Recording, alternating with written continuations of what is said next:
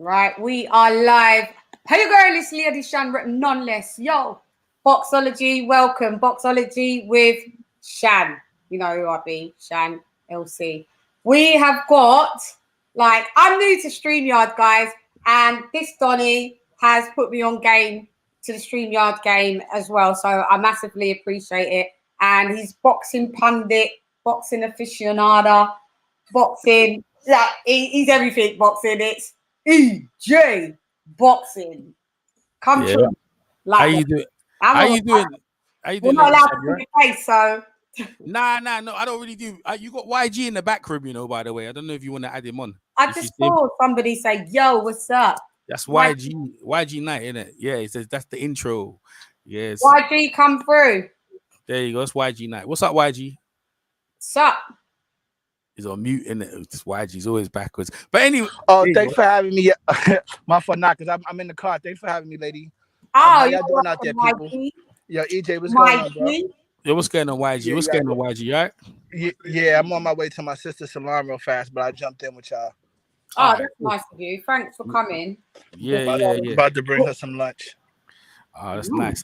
what time is Yeah. it for Yeah. them? What is it? Yeah, New York? He's in I'm in New York. I'm in New York, so it's It's 5 p.m. yeah, it's 5 p.m. and she worked at the hospital and she owned her own salon. So I'm Yeah. stopping. About to bring her some jerk chicken. Mm. Now you gotta go to the next block and then come around.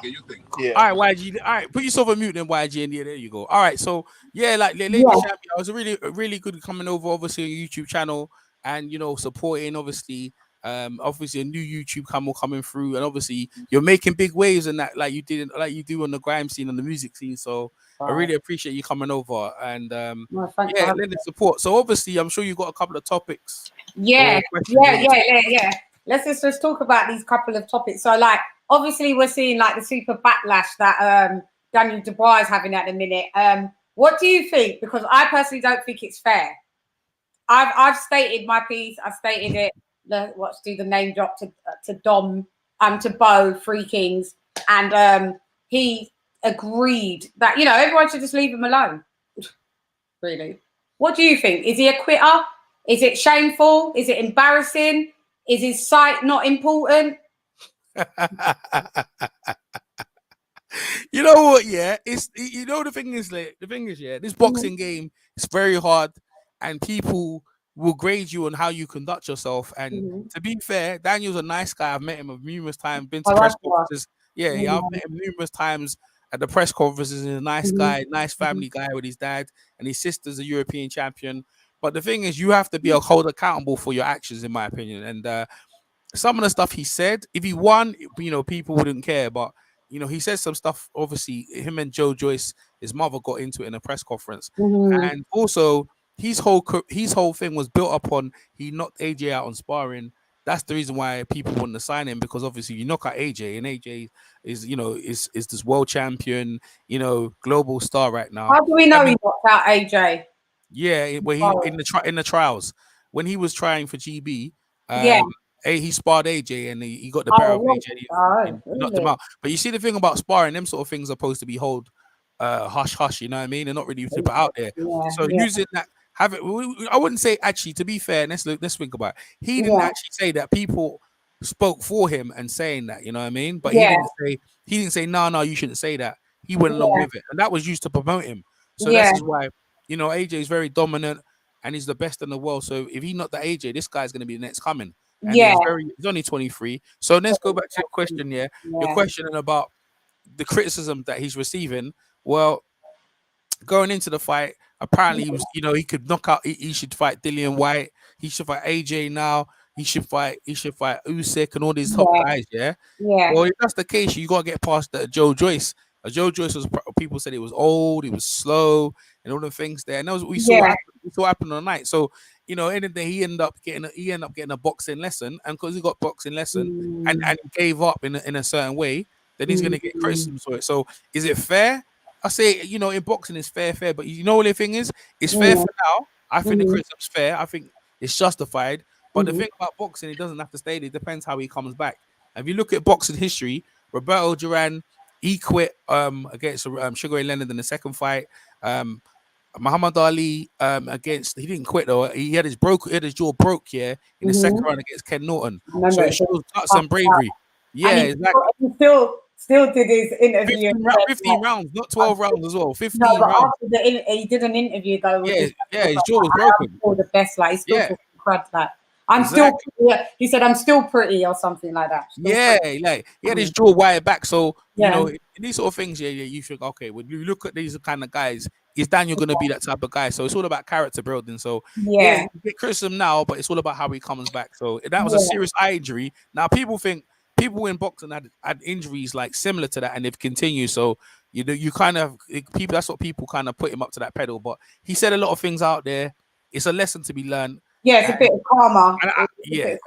Because because Joe Joyce's mum is like near enough blind. Yeah, partially blind. Yeah, partially blind. So to say what he said was really rude, and then look at the karma that happens. So I'm just like, all right, he said what he said. He's received his karma. Yeah. Like we can't just keep like talking about him and just being like saying, oh, he's a quitter.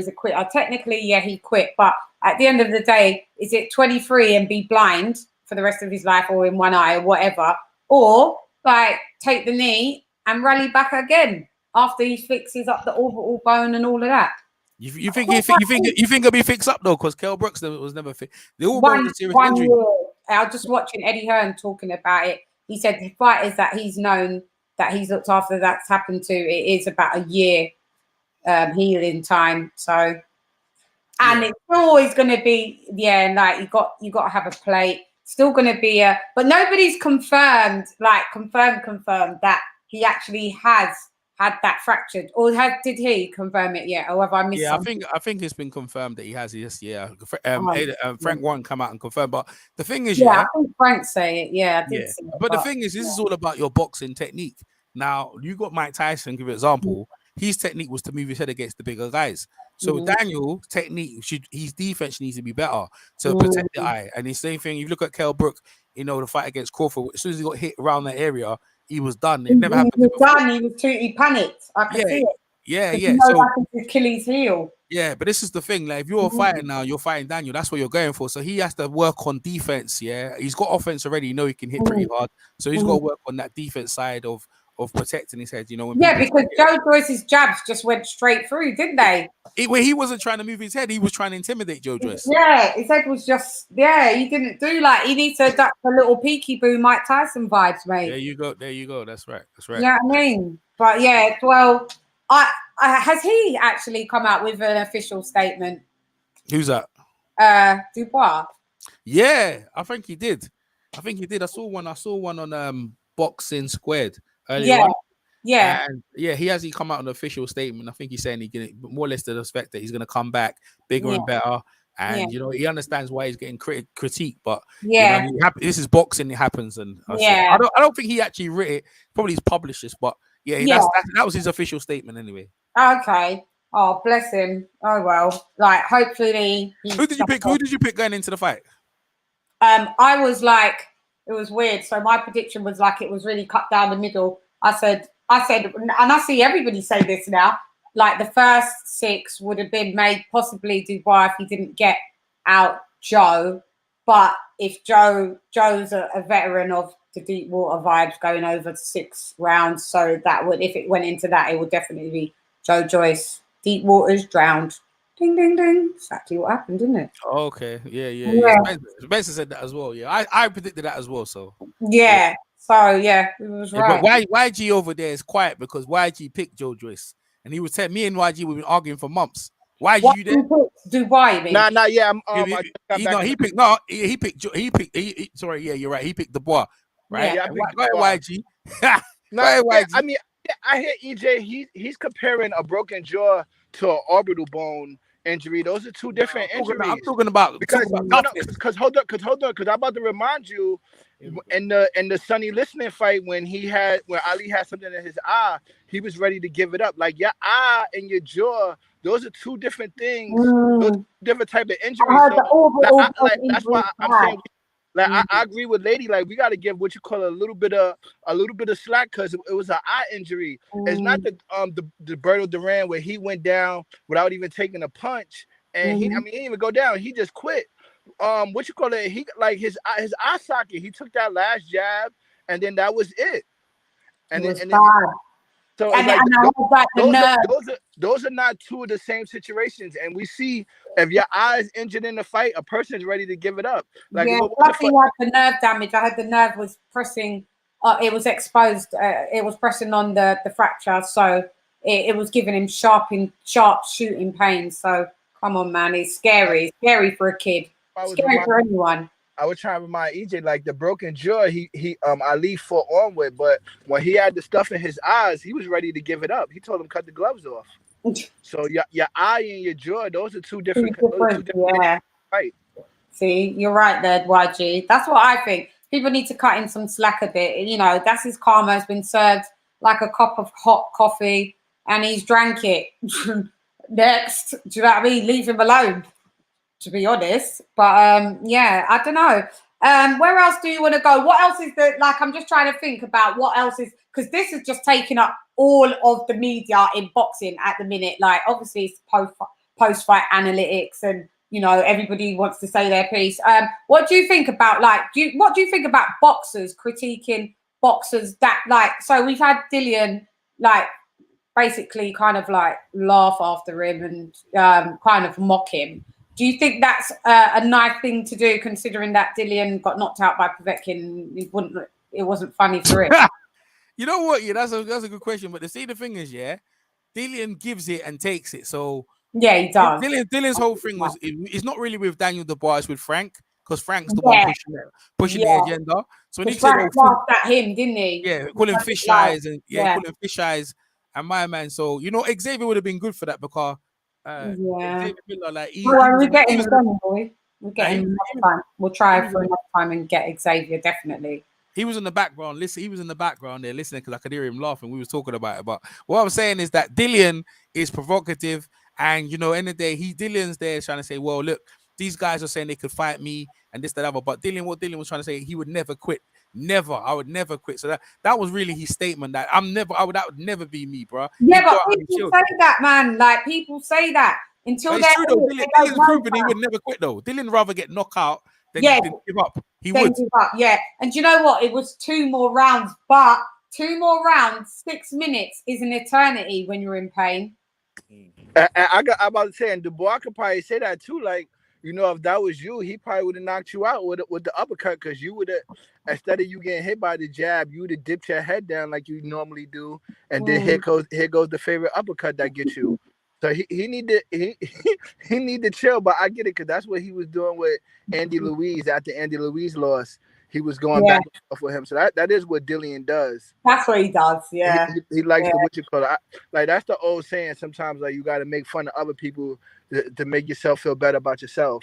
Yeah. I think he has that complex where he goes through that, like, he makes fun of other people to feel better about himself. Yeah, because I really wanted to ask Xavier about this lucky punch that Povetkin does. His staple go-to move deemed as a lucky punch, houseway. That's, if you know Povetkin, that's what he does. He does the uppercuts. So I don't understand why this was deemed over in that Camp White, as a lucky punch. What do you think about that? No, they didn't actually say it was a lucky punch. Dillian did say no.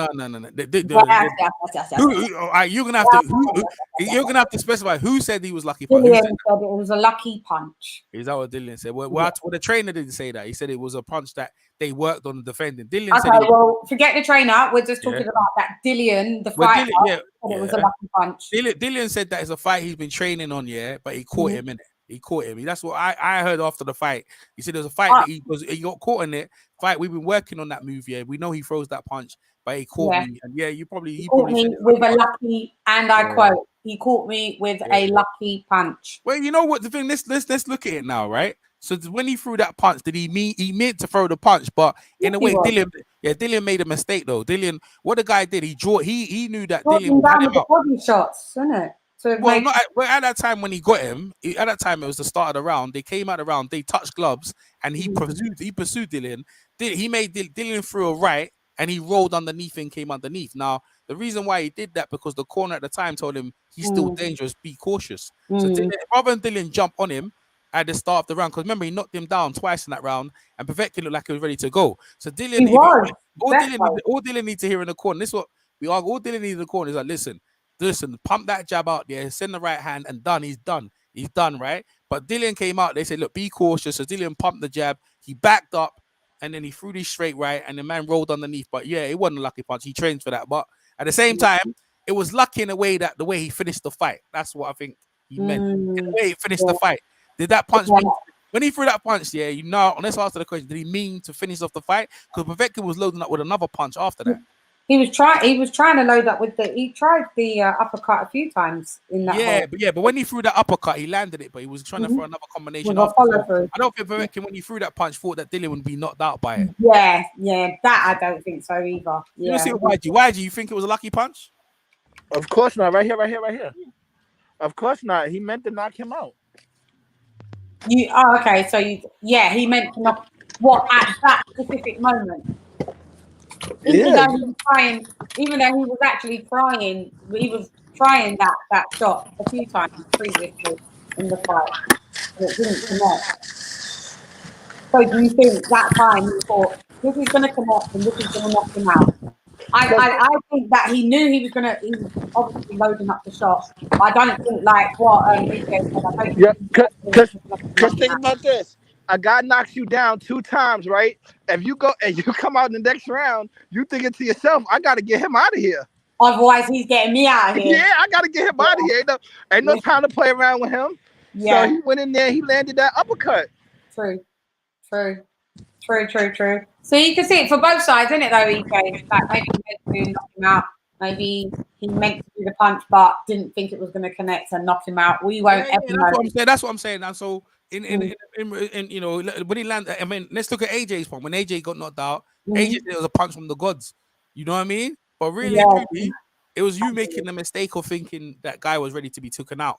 AJ knocked him down. AJ rolled up, and that guy was still alive, and he caught AJ with a shot. And it wasn't a lucky shot. It was an exchange, and then he got caught. Yeah, that's what Ruiz does. Yeah, them concussive ones, man. If you fight in close range with Ruiz, he can't fight at range. AJ? So if you AJ, who can't fight at range? AJ? No, Ruiz. From him, as we saw in the second fight. But yeah, if you exchange and come in close range with Ruiz is dangerous. Yeah, don't take this fat little guy for nothing. He's got some rapid combo moves, explosive power puncher, man. So yeah, he was definitely underestimated to say the least. And then look what he got. But it's actually made AJ a better fighter, in my opinion. Yeah. I think so. He got rid of a lot of people around him, and he's focused on the boxing. And we see what happens against Pulev. Like that fight's coming up pretty soon. What do you think about that? Yeah, what do you think the way they're going with that? When I first had it, because of what happened to AJ and the way he's been fighting, and YG was there. I know YG's gone. He'll probably jump back in a bit. Yeah. But I actually thought that Pulev would win. But then now I look at it, I'm calmed down and I see the light of the day. AJ should be able to beat him. But the reason why I said that because AJ looked vulnerable against Ruiz, man. He was on his bike, man. He was on his bike. So Pulev is a very aggressive fighter. And Pulev previously coming into that fight, he was supposed to fight him numerous times, and he didn't fight him. So they waited till AJ got softened up, and now they took the fight. Because he was taking step aside money. So AJ was fighting other people. So was it? Yeah, twice. That happened twice. AJ was supposed to fight him like twice other time, and they said no, we're not ready. So he let other people fight in front. But they realized boxing is all about timing. So this is the best time to get AJ because he's vulnerable still, and he did look vulnerable against Ruiz. Do you think he's vulnerable now? Yeah, very vulnerable because he's been knocked down against Vladimir Klitschko. He's been knocked down. But that's far. No, but what I'm saying, with boxing, it's accumulation, isn't it? It's accumulation. Yeah, but I mean, with Klitschko, he got the win. Like he's still undefeated. So the vulnerability I would only count it from Ruiz part 2. No, what I'm part trying to say. 1. Sorry. I was trying to say to you is that in boxing, it's like miles on the clock, like a car. So when you get knocked down, yeah, you as a fighter, you think, oh, you know what, that was a close fight. Let me fight a bit cagey. So against Joseph Parker, he fought very smart. Then you get knocked down numerous times against Reese. Then you come out and you put an excellent boxing class. Now, if you're an opponent, I'm trying to say, if you're an opponent, you're confident that if I can get in that position, I can hurt him. That's what I'm trying to say to you. That's why they feel confident. They're very confident they can get, because they hit. That Pulisic actually hits harder than Ruiz, and he's only lost once as well, and that's the Vladimir Klitschko. So he's very confident. He's very confident now. So I still feel AJ gonna win, but I feel like this guy feels confident now because he's seen the giant go down. Yeah, because the bits and pieces that I've seen, because he's not really a press guy and he's not really a social media guy at all, is it? But the little bits and pieces that he's seen, he sounds like he's a bit confident, mate. The bits that he has spoken to the press about, and I'm like, slow your roll, mate. You don't know if you're winning. I personally don't see it. Slow your roll, mate. At all. But I'll definitely do a pre-fight analysis on it, definitely, and then see where it goes and see where everybody else thinks, like yourself and other people. I want to see how actually people are really going to gauge this fight. I can't wait. Well, you got this weekend, you got Errol Spence versus Danny Garcia. Yeah, I know, that is fucking epic. Who have you got? Now, who have you got? Spence. Why? No. Hold on. Wait. I got Spence. I got old Spence. Yeah. I don't know what he really is going to be like. This is the first fight after his horrible accident. So I don't know. I'd like to think it's Spence, judging by old Spence, but we can't gauge it. It's a blank page now. Like he started over. Like he's had that massive car crash, and he ain't fought since, isn't it? So like, exactly. But you know what? If he's gonna be like old Spence, then it's him. Have you seen? But you know what damage was caused from the car crash? Exactly what damage was caused. He was quite lucky though. He had no. I don't understand. No concussion. He was crepe up. He had. Yes. Teeth. He lost teeth. He lost a few teeth, but he had no concussion. No. Well, this is what they're saying. No nerve damage. No back problems. No spinal problems. Basically, just like a bit battered, and it was still a bad accident. But I don't know. These are the things that you would worry about. I mean, like nerve damage or anything like that. They said that he didn't.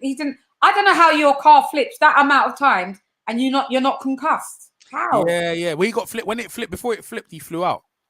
Oh, so he got. He was drunk. Yeah, when he drunk, he fell asleep at the wheel. So if you fell asleep at the wheel, you're comatose now. So your body was all relaxed. So when he landed, it wasn't like, so like if you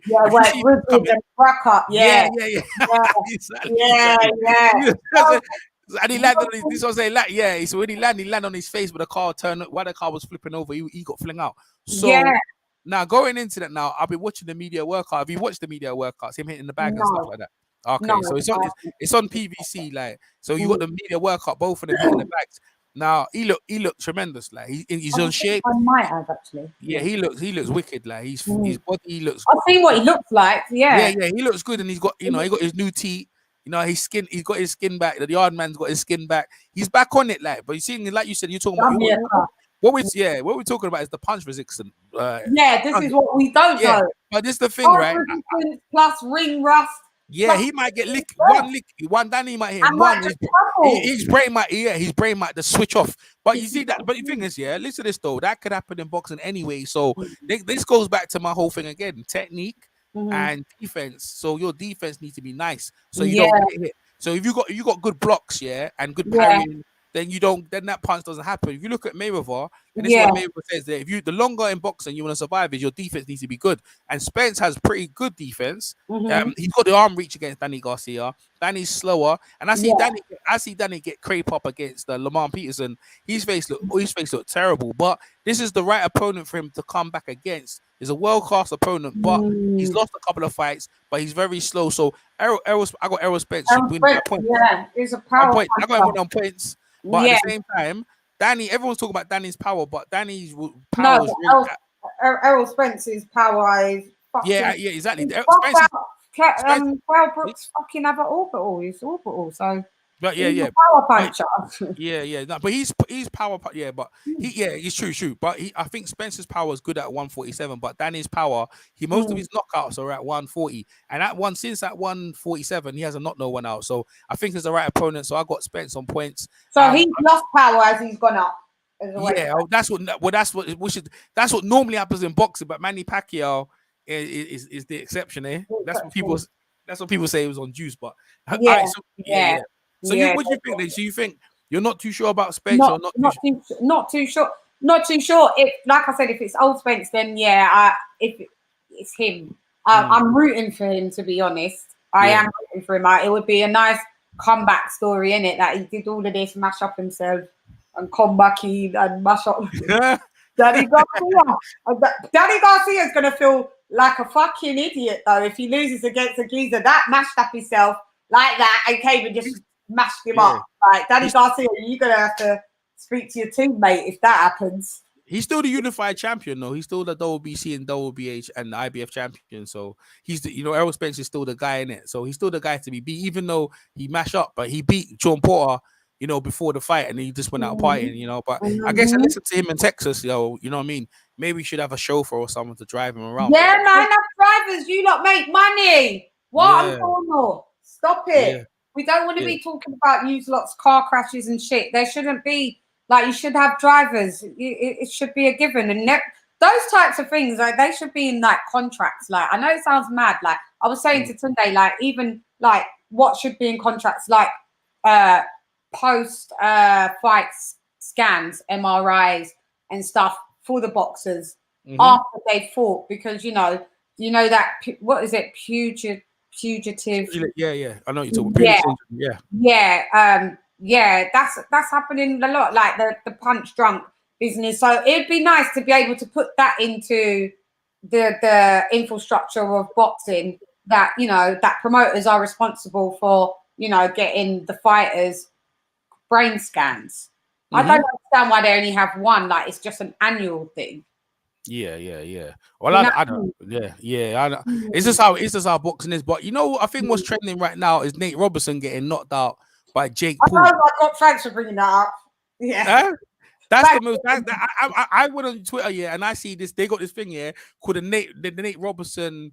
The Nate Robinson darts or something like that, and it's trending. It's trending hard. They're using to death. They're using bed adverts for him. Yeah. I mean, him lying knocked out on mattresses. Oh, it's dread, man. He fucking sold it out, because he sold it out. Remember, we was talking before that fight happened, didn't it? Yeah. And everyone was like, "Yo, they got Nate and all of that," and I was like, "I ain't in all that stupid YouTube rubbish and rugby. Like, I'm not in all these little gimmicky fights anyway." But when I saw it, but I can't remember. I might have been doing something else and have a commentary, and I saw it. And I thought, is this for real? Is he? Because he got knocked down a couple times, right? Yeah, he got knocked down a couple of times. But then the way I saw how he just dropped face forward, like legs, feet one next way, and gone up, he was sleeping, fam. I thought it was a joke. I thought it was just fun and bants, honestly. That looked wild. And I hate that Jake. What's his name? Jake Paul, yeah. It annoys me. You don't like Jake Paul? He thinks he's Nang. No, you're not Nang. When you come to the weigh-in with your stupid wig, your little Pokemon wig, you're a dickhead. Go away. But the thing is, like them YouTubers, they love him, innit? That's their because they're YouTubers. That's why they love him. Like, he's not. Now he's gassed and thinks he can fucking really box because you're little 2-0. We don't give a fuck. Go away. Don't like him now. He's gonna fight. I think they talk about him fighting Conor McGregor now. So. Oh well, yeah, but Colin McGregor's not a boxer. Yeah, but that's what I'm saying. But nor is he. Nor is he though. Let them do their little stupidness, man. I can't. I swear, I cover boxing by boxers. Yeah, he's not a boxer either. So that's why. But they can make money. They make money. It makes money. It makes sense, right? They can become cash cows and they can be the draws and all of that.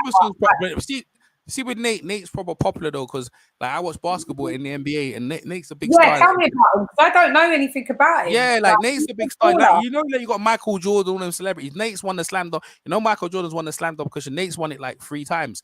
Really? Yeah, he's won He it 3 doesn't times. look that tall. Is he tall, EJ? Nah, he's only about 5'11", 5'9". Nate, he can dunk and everything.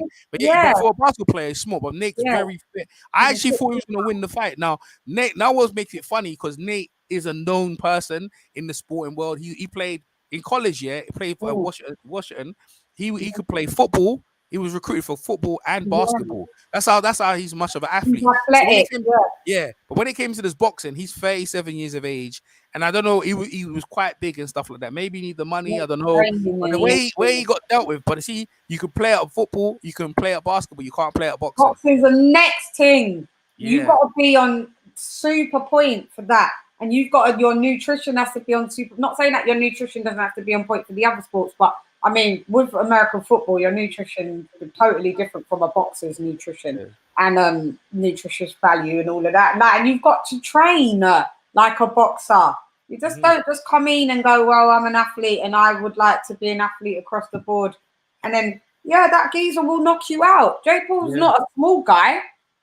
Nah, you're right. He was bigger coming to fight. But I think when it comes down to it, though, you get what you pay for. I didn't know the trainer. And like, if you get a kind of world-class trainer, they can kind of assess you to see what you need to do. Because Nate, I thought Nate was gonna fight like Mike. Mike should have trained him because he's short. I thought he was gonna come in rolling underneath man's shot. But you see, Jake, what's his name? Jake Paul. He trained by this guy called BJ Flores. Flores, he's a cruiserweight champion, and also he sparred with David Hay, so he's well known. Okay. So when he came in, he got that count. He's a counter puncher as well, and that's what started. He knocked him out. So when he jabbed, he went backwards, Nate followed him, and that's where he rolled that punch over, and Nate went to sleep. When Nate went to sleep, then Nate, I think it's called How long was he out for? Nate Go to Sleep Challenge. That's what it's called on Twitter. He was out for a long time, And you know what? Snoop Dogg. You hear Snoop. You hear Snoop's comment. It was I had to have it down. To the church. Yeah, Nate. Yeah. He's like he went to the church and stuff like that. It was deep in her. Oh my Lord! He goes, the Lord, I've been touched by the. He's never going to live that down, is he? Well, you know what the thing is about being in the media. It means you're very popular, but not for the great things. Nate's a very accomplished athlete. To see himself like that is hurt. And Nate's very cocky as well. Like so, he's probably wounded a bit, but that was horrible. But you can't. You should have got a better trainer. Maybe you can't go in Primark and expect like Harrods. Like that's a good analogy. Do you know what I mean? We love Primark, but you get what you pay for there. Yeah, you get what you pay for. And Jake's pretty rich, so he got BJ Flores in there, who's from his thing, and he came in well trained, and that punch was beautiful timing. Now him versus Conor McGregor. This is what I'm saying. I'm boxing. In boxing. Who have you got for that? Yeah, I think Jake will do him. First of all, he's 23. That fight gonna be lit though, because you see that them man can talk. They can talk, So I think they're in talks about that fight right now. Wow. Yeah, they're in talks. Mike Tyson, go ahead. Mike Tyson said he's going to continue doing this. We're moving on to Mike Tyson and that go ahead. fight. Okay, that fight. It was just like, well, it's body sparring, but nobody told me it was body sparring. Everybody fucking amped it up. I watched all the bits of press that was going on. Mike Tyson was like, I'm going to knock out and rare. Then all the rules kept changing. And then the WPC was like, yo, this is our belt. So obviously knockouts are allowed, X, Y, Z. So I was getting gassed. Then when I saw that, then I saw, I don't know if you saw my commentary on it, the predictions, but I saw the weigh-in, that's when I knew, right, they've sped up all of Mike's pad work. It just looked horrible. Fucking Roy Jones is Jr. He's got on like just any old boxer shorts, brief. Like the shirt then was just grey, dingy. I was just like, this is fucking pissing me off, fam. This is fucking pissing me off. How dare you? And everyone's like, no, it wasn't that bad. It was awful. It was awful. Mike won. If you like, you just got to tell the truth. Mike won.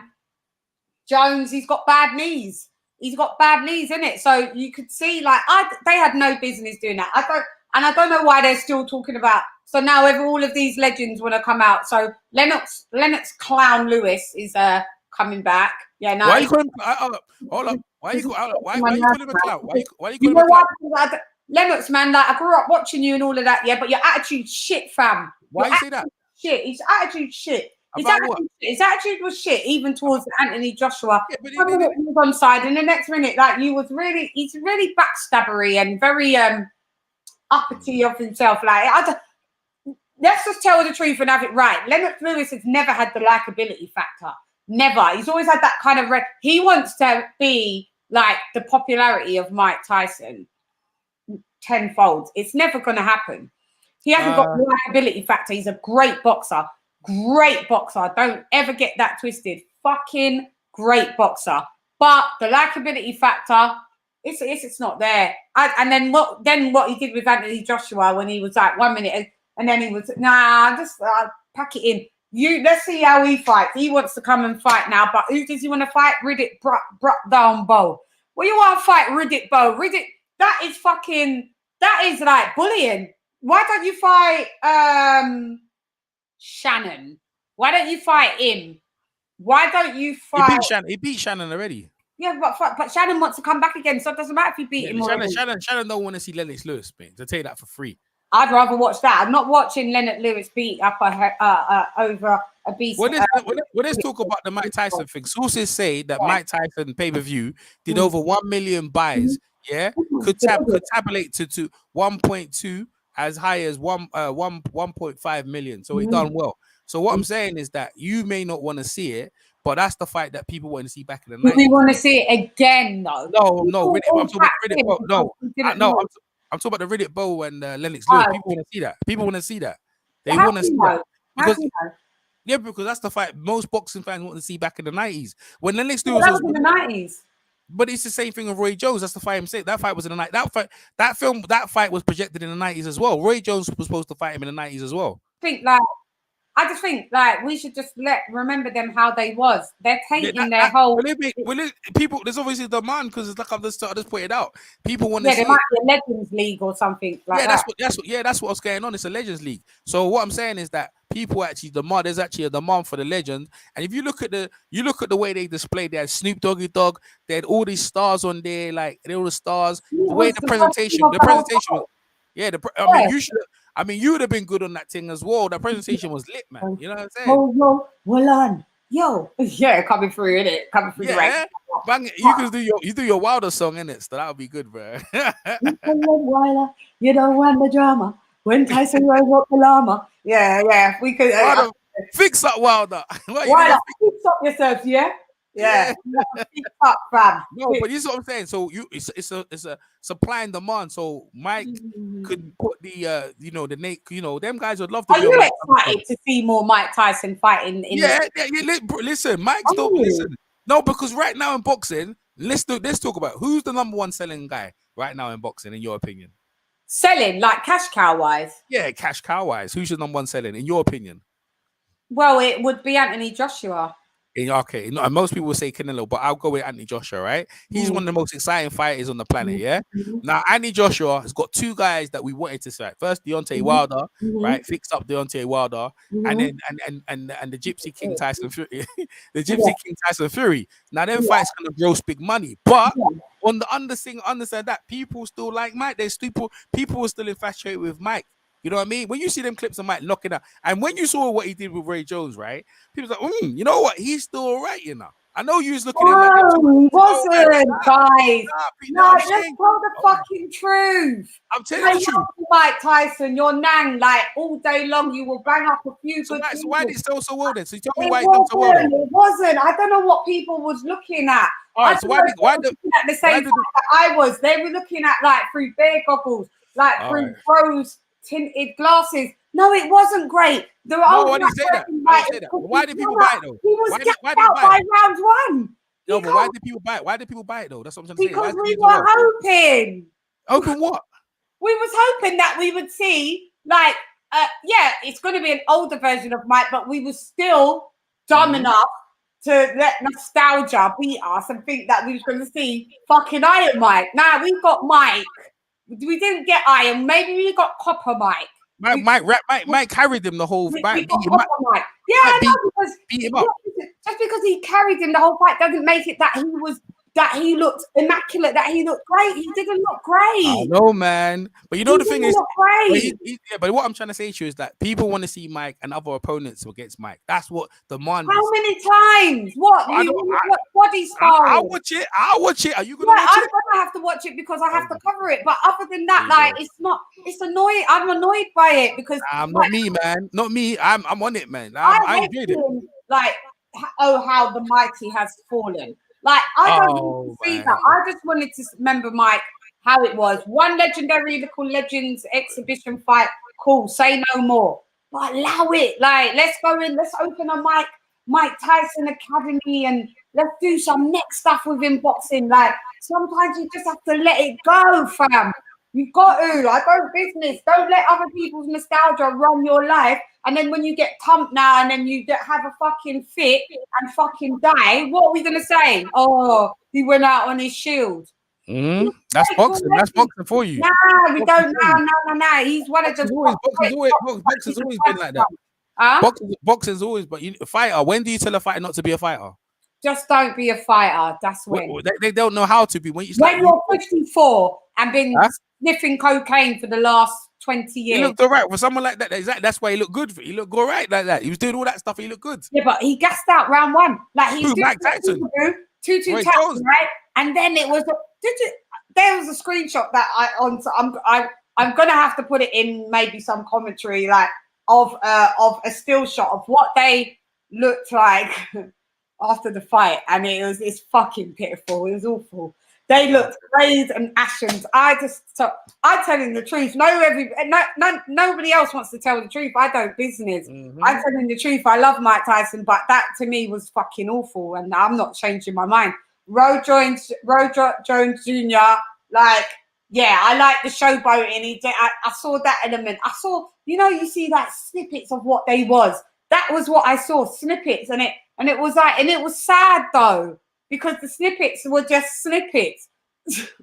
They were 15. You remember when you could post on Instagram, it was 15 seconds, and then they brought it up to 30, and then they brought it up to a minute. We were seeing snippets of how they were. It's sad just to see 15, and literally it was like 15, 30 second snippets of what they could do. Roy Jones was in terrible shape. Terrible. Anybody says anything else, they're liars.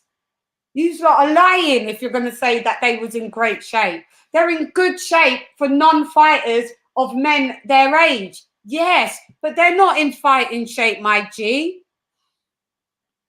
They're not. Let's call a spade a spade. Are you still there? I'm just letting you go. It's your thing. It's your thing. I already give you know what? By the way, yeah, you could highlight the people in the chat. What's up, Buzz? What's up? Where are they? I can't see them. How do I? There you lot are. Yes. Yeah, click on them. No, I can't see them. Where are they? Damn. See when I think where you got private, press comments. There. What's up, Dan the man? I can't. Yeah, what's comment? See where you got private. Comments. Oh yeah, let's see. Yeah, now you press them. If you press them, they'll highlight. Yeah, let's show you guys. Sorry guys, I'm new to this, so let's have a look. There you go. What's up, Lady Shan? I'm in the motherfucking building. What's up, Dan the man? What's up, Dan the man? Yeah, what's happening, EJ? So hi, Lady Swan. How you doing? I'm all right. How are you doing? I'm all right. Just relaxing for the day. Of course, we're on a little lockdown over here where I'm at, but it is what it is. Where you at? I'm in California, Southern California. You lot are just spreading it everywhere, man. Yeah, well, lock it down. You in Atlanta, lock down.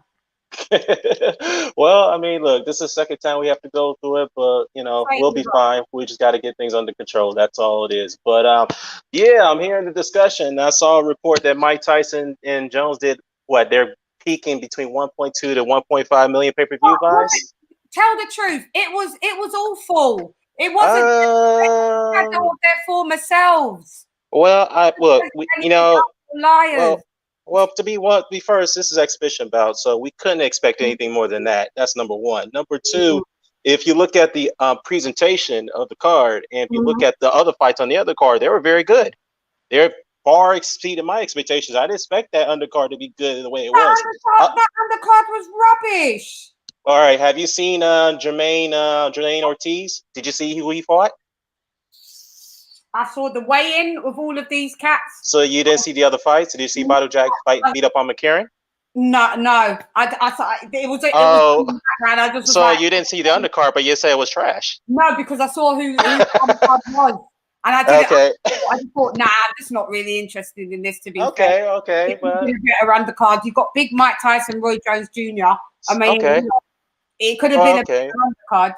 Don't you reckon? Well, it would have been nice to throw in a couple of women. It would have been nice to I don't do you know what I mean? It would have been nice to just do something a bit different and a better undercard. It just wasn't. Fair enough. Maybe we could have, if they could have introduced. Yeah, I agree with that. If they could have introduced maybe some women on the card, that had made, kind of made things a little bit better on the presentation. But overall, though, like I said, though, the undercard with the other fights, there were some unknown fighters on there, particularly Jermaine Ortiz. I didn't know the guy. He's up and coming prospect at lightweight. He put on a masterful performance against a guy named not Israel. His name is I forgot the guy's last name, Ishikama. I think that's his last name. But they both fought very well before the stoppage. So that was a very good fight. And there was a fight before that when I think it was two flyweights fighting each other. That was a very entertaining fight.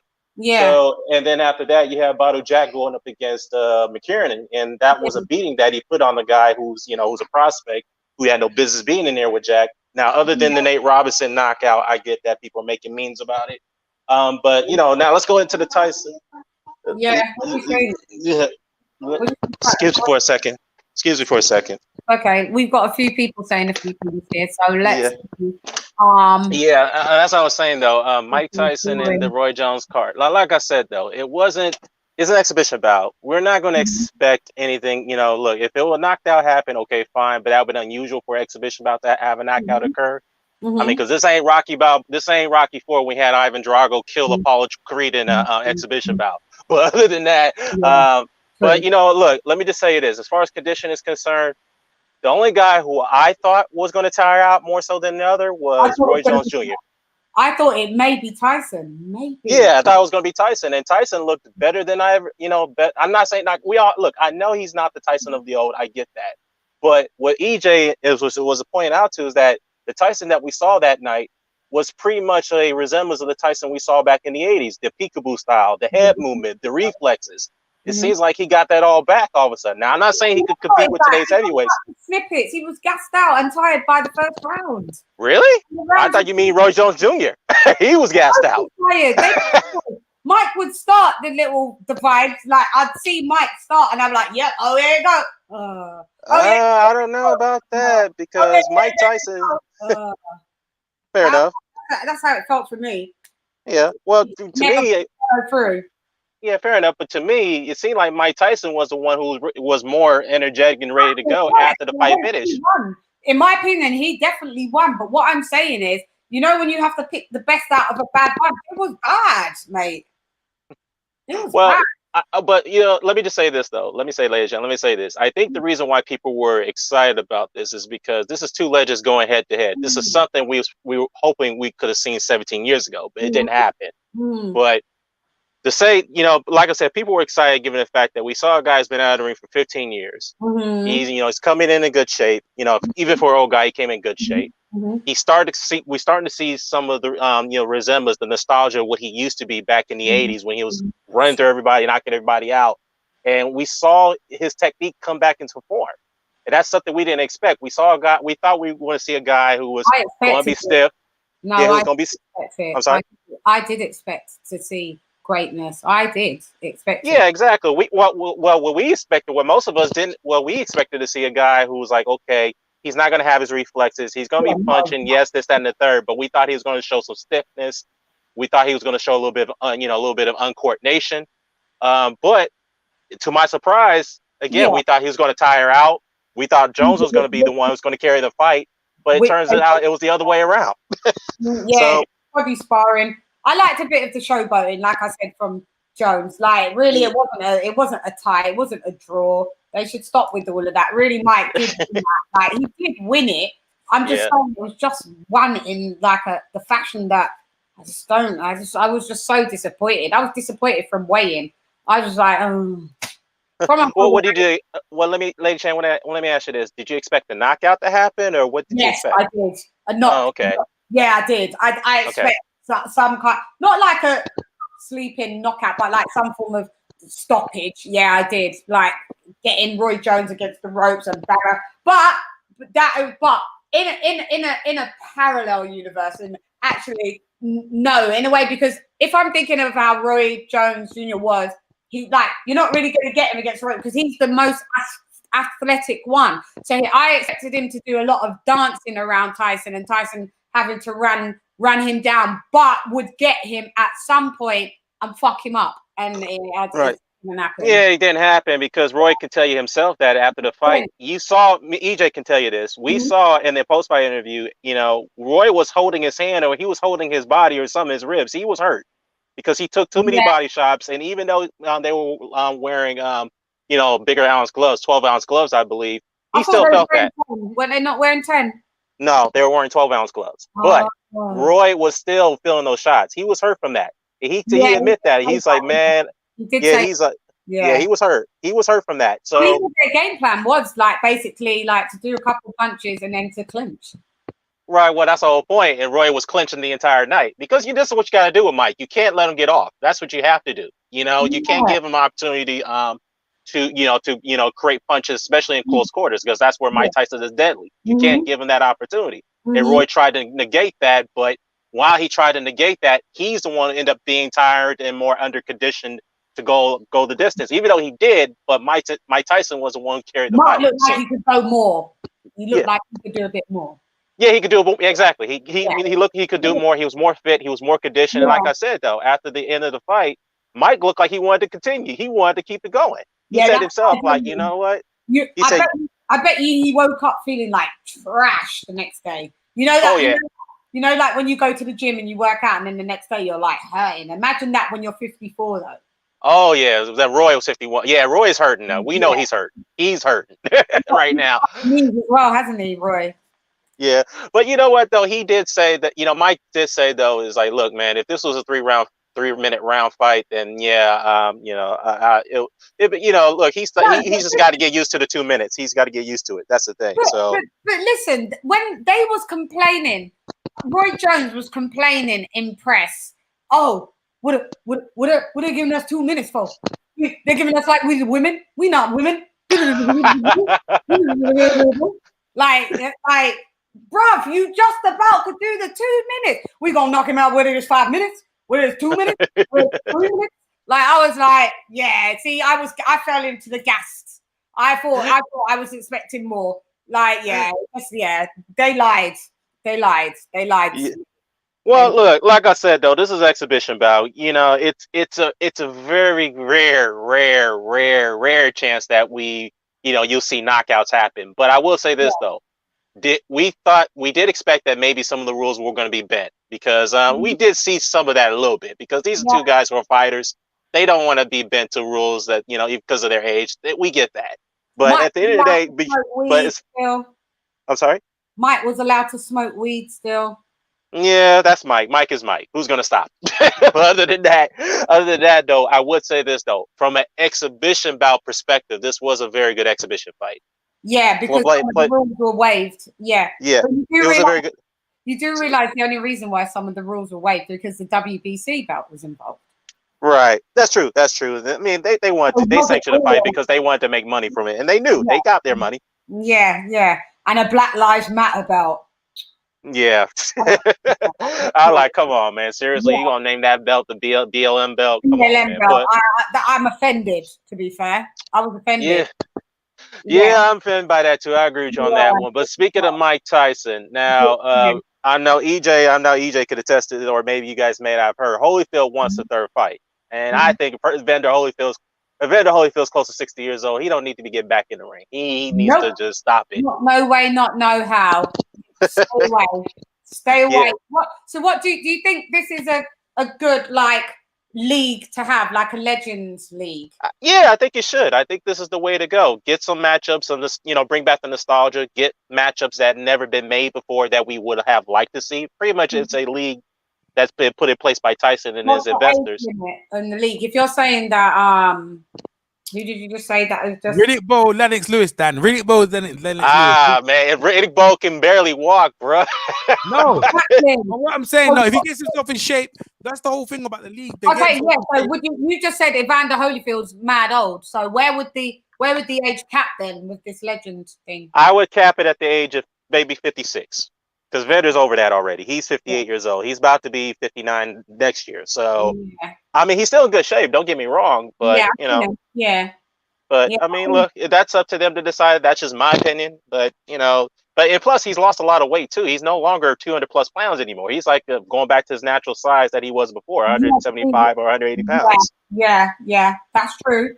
That's true. That is true. So, so who would you want to see Mike team up with next? I would like to see him go up against Shannon Briggs. That's one I would like to see. And I mean, if this is a long shot, but I would love to see this one. Mike Tyson and maybe Ike Iubuchi. That would be a good one. But you know, Ike Iubuchi, if he can stay out of trouble, then the president. I'm not sure if you. How old is he? Sorry. Ike Iubuchi, he's about to be 50. He's 49 years old.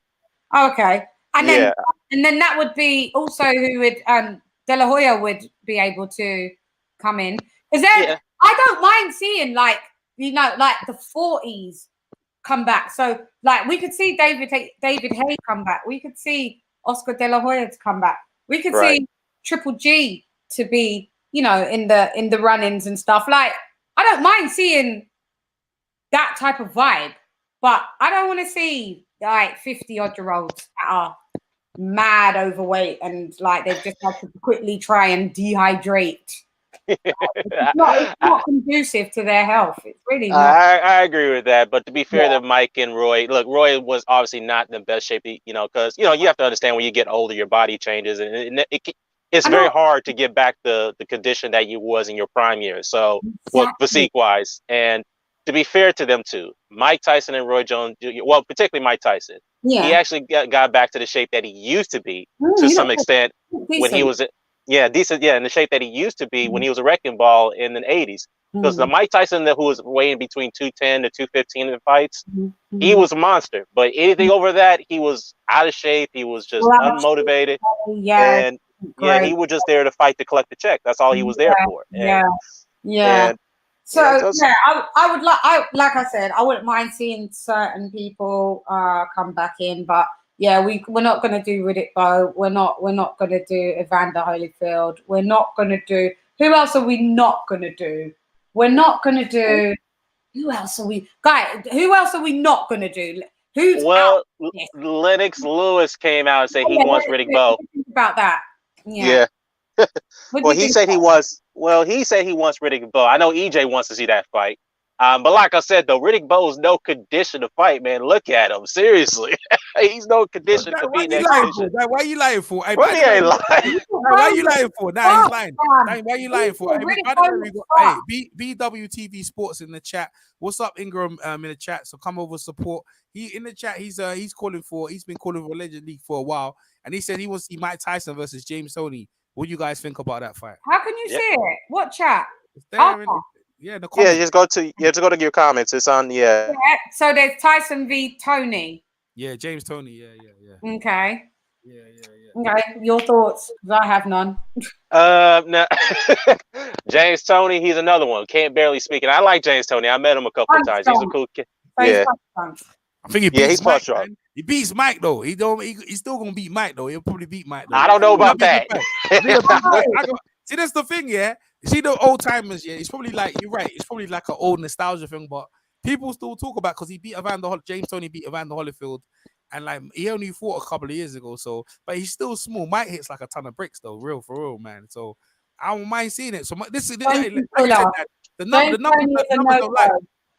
The numbers don't lie. So that is true. Now, let me just say this. Let's talk about, if we could talk about the numbers real quickly though. I didn't expect it to do over 1 million pay-per-view buys. Did you not? I did not expect that. I thought it would do at least about 400, maybe 500,000 buys. That's it. But close to 1.5 for old timers to come back and they headline that type of card and do 1.5. to me, it kind of puts pressure on the new generation, like the Joshuas, like the Wilders, like the Canelos, like the they couldn't Furies. fare in the 80s. All these heavyweights that we have now that we love, they couldn't fuck about in the 80s. They'd all be knocked out. They would, all of them. Oh yeah, well, I definitely agree with that. I definitely agree with that. But you know, it kind of, what I mean by putting pressure on them now, it's kind of like, well, we're all talking about who's the cash cow in boxing right now. You know, ideally, you would talk about AJ, we talk about Canelo. That's arguably between those two. But the fact is that you got Mike Tyson, a guy who hasn't fought 15 years, come back and do 1.5 million buys in his, even though it's exhibition, he come back and he does that. I know you can put in another variable. The pay-per-view is $50 in the US, so you know I get all that. But the fact is that people were tuned into that fight. If you also take into account that the streams, the illegal, you know, the offline streams, as I call it, the other streams, the service kept shutting down because people wanted to see them two in the ring. So it crashed for you guys, did it? I'm sorry. Yeah, it crashed on our end. It was crashing. It was crashing. It's big. Yeah, it was a big deal. It was. Yeah. We went with nostalgia. Nostalgia drove that bus, though. Yeah. Now, you know, I'm a realist, mate. What you're gonna know about me? I'm a realist. Like, I love a bit of nostalgia, but once I bunged into that brick wall, I'm like, all right, yeah, that's reality. This should be happening. But you know what? Though somebody mentioned the Klitschko's. That would be a good one. Klitschko versus Lennox Lewis, Vitaly versus Lennox in the rematch. Coming Klitschko, the one that AJ fought. That we want to see him. He could come back. How old is he? 45. Yeah, he could probably still compete in today's heavyweights, but I don't think he's quite old yet. Yeah, exactly. I would love to see him fight Tyson Fury. Well, let's about I'm talking about Vitaly, his older brother. He's about to be 50 now, so he could go. Yeah, he could fight. He could fight Lennox Lewis in the rematch. Yeah, I mean, what do you reckon? Who would win on that though? How well Lennox would do? I see Lennox doing some. Do you agree that Lennox would bang him up, bro? Lennox would bang him up, bro. Lennox would do him up dirty. He'll do him like he did last time. But Lennox has put on a bit of weight. I'm not saying that you can't get down into. That's the thing about them. Look, remember they're boxers. They train. They're going to come out a certain way. Lennox will do him dirty. It was BWTV Sports who put that out there. He said he's just saying now he's subbing, he's sharing it around support. Thanks to all the guys coming over. Like, I've been sharing it, by the way. We'll be here. So thank you. Yeah, so I thought he would have jumped on the hangout. By the way, I gave him a link to jump on to come and support. But it was BWTV who said that. Lennox Lewis. Yeah. I listen. Lennox will do him. Now, listen, a lot of these fights. Yeah, to be fair, I know a lot of people don't want to see them, but these are the fights that we didn't get, kind of thing. Like Ray Jones and Mike Tyson in their prime. I mean, that fight would have been lit, bro. But you know, we got it that age. It's like, okay, we saw it. It's over now. But now, like Lennox Lewis versus Klitschko, it's the same thing. But we want to see it. What's wrong with us? But all right, now this is the what's wrong with you, lot? I don't want to see it. Dan, you're in the minority though. You're in the minority. We're in the majority though, isn't it? Oh, I was born alone. You know, I was born alone. I'm not a twin, not a conjoined twin. I'm cool just to make my own decisions without going with the masses. I go with what I feel. I don't care what everybody else says. I can do what I say. So what, Dan the man, do you think that Lennox has likability factor? You know what? Let me just say this. I do agree with you on one point. Lennox has not been in shape for many years. He's totally out of shape. And number two, he does run a boxing gym or boxing school in Jamaica, so that's still up and running. So maybe that's still some part of him that still has some of those skills and reflexes that he had before. No, but do you think like a lot? Do you think a lot of, because I was saying to EJ, I just don't like him, and I remember growing up, and we watched him and but I never liked him since a kid. I never liked his personality, and up until to this day, I just don't like him. Well, you know what? I never liked Lennox to one extent because he beat my favorite fighters, especially Vander Holyfield. I mean, that was sour grapes, so you say from my end, but to your point though, his personality did seem kind of dry, seemed too arrogant to me, seemed too condescending. It did.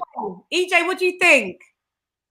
Lennox is my guy, bro. I like everything about Lennox Lewis. I like his arrogant. He was the first one to come across here to say it's not cool to be a loser because UKs were happy to be losers like Henry Cooper and Frank Bruno. He said, nah, man, I'm not about that life. Not on my watch. Yeah. I'm coming with the arrogance, and he brang that, and he brought that Jamaican yard thing in there. Yard, Canada, Britain. Yeah, he brought it. Flex. He was a man of the. It was a man of the world because look, he was born in East London. He was born in East London. Then he had an amateur box run in Canada, and then he had his professional career in London, and then obviously he's got a house in Jamaica. So he's Lennox is a man of the planet. Now I understand what about his personality, and I met him. Yeah, he's arrogant because I remember on the basketball court in Westminster, and he brought. I think it was after the Van der Holyfield field, and I was playing basketball. My basketball team played against his basketball team. He's pretty good at a basketball player. He actually could get a scholarship. Years later, I saw him at the Eubank fight when Eubank was on ITV. So I was at the presser, and I remember I played basketball with him because I'm good at every sport. This is too. This arrogant, but I like that sort of confidence. So I got Lennox. I like the Lion.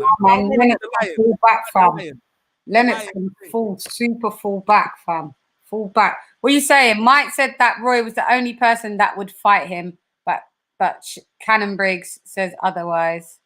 What do you guys think about that? Dan the man. Well, I mean, look, I think I think Shannon probably wanted more money for it than he was than he was offered. That's probably why he didn't take the offer. That's probably possible because Shannon Briggs like to play hardball these days when it comes to money because he's been ever since he's coming back he's kind of cashed himself out to an extent. And EJ probably can attest to that because I know he interviewed him years ago. So how was he? Okay. Shannon's wild, Shannon's wild, I've interviewed him loads of times, He's just a wild personality. But the thing about Shannon, he's got what's that thing called when your body's an old brickle? Your body's all brickle up. You know what I mean? Brittle bones like osteoporosis. Yeah, he's got really for his size. His head's really big. He's got really small hands. And you know what I mean?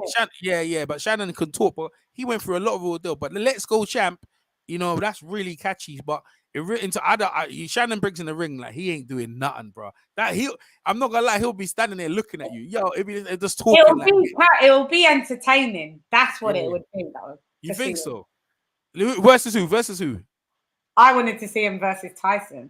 Nah, they're friends, man. These are guys. Have you seen them on the podcast? On the Smoke Podcast? Yeah, no, they wouldn't fight each other. That's why it would be even better to see. Nah, I don't want to. Because Mike turn on that brute anger. Like, I think Shannon probably might beat Mike. I wouldn't want to see that one too. You know what I mean? I want to see people will see Mike. They want to keep Mike winning. That's what people like about Mike. We ain't going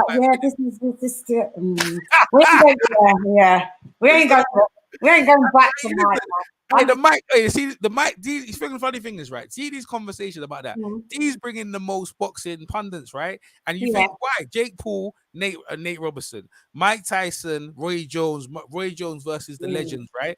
It's like that's more interesting than talking about right now this weekend. Errol Spence versus Danny Garcia, right? No, it's more interesting than talking about Billy Joe Saunders and fucking Murray.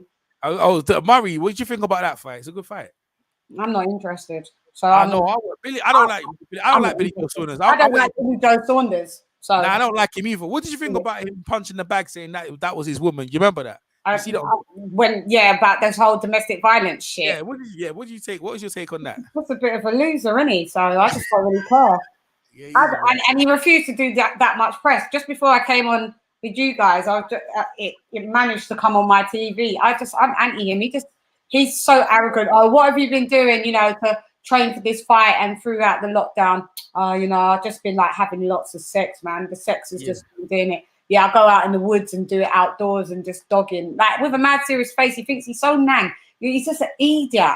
The man like them man, but he got them traveling man. That's their wit. They like it. Yeah, that's his business, man. I just think, come out of this, man. Everyone's got a little fan base. Like I like Nate Robinson. That's my guy, and I'm still vexed. Yeah, and all the basketball community. Mayweather was so vexed. When Mayweather loves basketball, was so vexed about that. Yeah, that he actually posted it. Why these people laughing at Nate? Because Nate, let me say, basketball community, when we see Nate go out like that, it hurt. But at the same time, Nate shouldn't be in that arena. But you know, when you go into that arena, you gotta know what you're doing. But Floyd was upset. But I'm like, boy, Floyd, you could have trained him, or Mike could have trained him. Anyone could have trained, but Nate never asked none of them. Nate, when he went with his brethren, them and get punched up. So you know what I mean? That's how it is. But people was upset. A meme for life. Oh, yeah.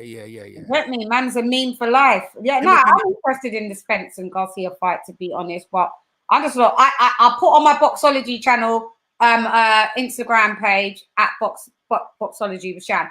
I did put the Billy Joe Saunders and, you know, the Murray press thing on there, you know, just to do some due diligence. But I'm honestly, excuse me, I'm honestly not going to do any commentary on it.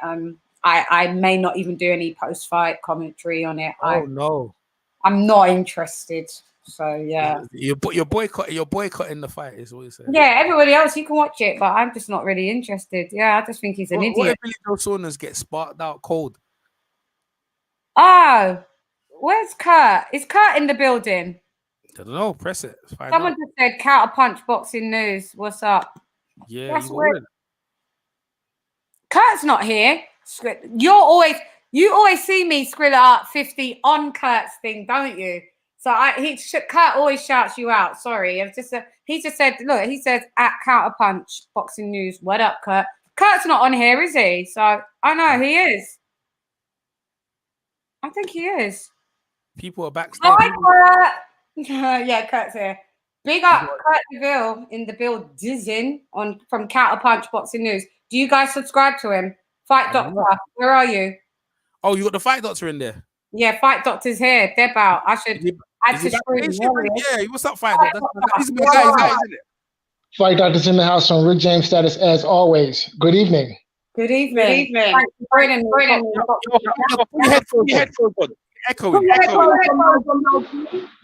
Hearing me once is enough, let alone twice. Fight Doctor come to bring the pain out here, bro. Like, Fight Doctor, Fight doesn't come to do surgery now. What you even come to do some surgery? Oh, where do you want to go? Because we've touched a few topics. We've touched about how awful I feel that the Mike Tyson and Jones fight was. Yeah, you could ask him about that, innit? Like he probably might feel the same. Ask him, innit? Yeah, what do you think, Fight Doctor? I think it was a joke. It was I don't know what it was. It was a circus. Hip hop. So Larry Merchant used to call boxing the theater of the unexpected.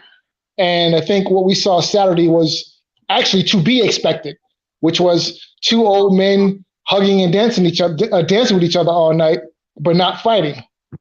I got caught in the world of nostalgia because I honestly thought, because I was watching all the press about it and stuff and how they was, I didn't think obviously it's going to be like the tip top shape of these two legends, but I thought it was going to be better than that. I didn't think it was going to be like a body sparring session, like, because they promised us that that it was going to be knockouts allowed. They wanted more than 2 minutes because they didn't want to be like the women. Like Mike's going to come out full force. It wasn't. If they had I would have not expected too much. I wouldn't have expected too much. I thought it was just really bad. As soon as I saw the weigh-in, I deflated. I was like, Yeah, well, listen, Mike looked to be in good shape. I mean, he weighed 220.4, and in his prime, Mike in his prime was 216 pounds. So that's 4.5 pounds less than what he weighed in at. So Mike looked to be in shape. There's in shape and there's fight fitness shape. They're in shape for men their age, but you're not fight fit. I agree. And it showed Saturday night because neither one of them really came to fight. They came to just kind of look at each other. I'm sorry. They came to hug on each other. They came to hug. Let's have it right. They came to fucking hug. Yeah. What do you think about like this like legend kind of what up, Kurt? What do you think about this legend league as such? Do you think because we were just talking about that, like there should be like a from 40 years old or whatever they've retired from to capping it at about 56. So that means you want to see we can't see Evander Holyfield because he's nearly 60. Do you agree with this whole new legend kind of class that we can possibly have? So I agree that it's a joke. I'm not down with it. Yeah, I agree that it's a joke. I mean, it could be interesting in an instance where you have two legends who have legitimate beef and have a legitimate gripe, but never really got a chance to fight or never got a chance to rematch. Like, for instance, let's say... Yeah, 17 years later. Yeah, let's say like in an instance like George Foreman and Larry Holmes. Like Larry Holmes like has a legitimate beef with George Foreman for whatever reason. Like he's genuinely sour that, as he claims, Foreman ducked him. So like if those guys were both like maybe 15 years younger, let's say they were the same age as Tyson and Jones are today, yeah, I would want to see that fight because I think that maybe perhaps they could be like, that would be like a legitimate fight, and they could be like some fireworks, between two guys who now right, exactly. But what now? Would you like now, or would you like to see that? No, I would like to. I mean, both of those guys are like in their 60s, almost 70s. You know, I mean, so those guys are too old. You know, now. But if they were. If George Foreman and Larry Holmes were 51 and 54, like Tyson and Jones are now, then you would have mind. Yeah, then I would want to see that fight because, you know, Larry Holmes has just sort of always had something stuck up his rear end with regard to George Foreman and why that fight didn't happen. And I think like a grill trapped up there. Exactly, you know, and. A Foreman grill. Right, he's always had a George Foreman grill stuck up his rear end for whatever reason. Yeah, I think so, maybe. But hey, they're out. They can't be in the Legends League because hang on, let's see what Kurt's got to say. Kurt, what do you say, Kurt? I say why not? Because older people, especially boxers, they still have a need to want to fight, to want to compete, to want to show that they still have a certain amount of competitive nature about themselves. Yeah, but there's times where, Kurt, you got to let things go, fam. There's stuff that you got to let go.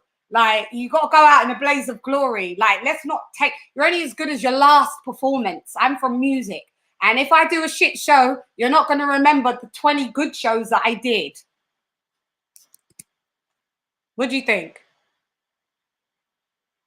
Where are you guys? Get in. Fight Doctor. What do you think about Kurt? What Kurt just said? Well, honestly, I mean, I have mixed emotions because boxing is a young man's sport, and it's a young man's sport for a reason. Because, you know, boxing is a sport where you get hit in the head, you get punched in the face. Mm-hmm. And I think your attitude towards getting punched in the face changes, is different when you're in your late 40s as opposed to when you're in your mid to early or late 20s. Even when you're different. Right. So, I mean, nobody likes to get punched in the face. Nobody likes to get punched in the body. And I think that as you get older, your distaste for such things just grows. So, listen, the more that we have these legends fighting, the more that we're going to see things like what happened on Saturday. Yeah, and I don't want to see it. I'm gonna, like I said, I'm gonna have to watch it because this is what I do. I'm watching it under duress. I don't really want to see all of this, to be fair. I really don't. But who's in there? Get this smoke. Come on. You want to come in. You want some smoke. Get this smoke. You can get the smoke. What up? Oh, hey, what's up, Lady Chan? First time, just wanted to bless the channel for and gratitude for you blessing us. Oh no! I wasn't listening earlier, so I'm not quite sure where we are, but I think we're talking about whether the quality of product these old school fighters can bring to today's audience. Yeah. And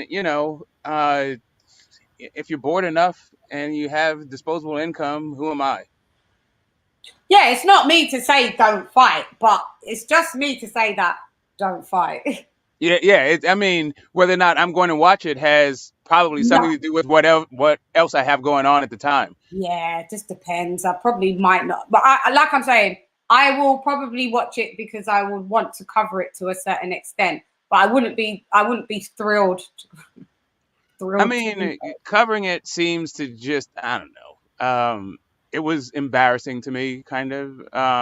It was too old. Like, I am of that age, so it seems like if I want, I'll be 50 in a couple of months.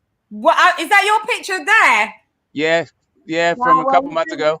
You're doing well, son. You're doing well.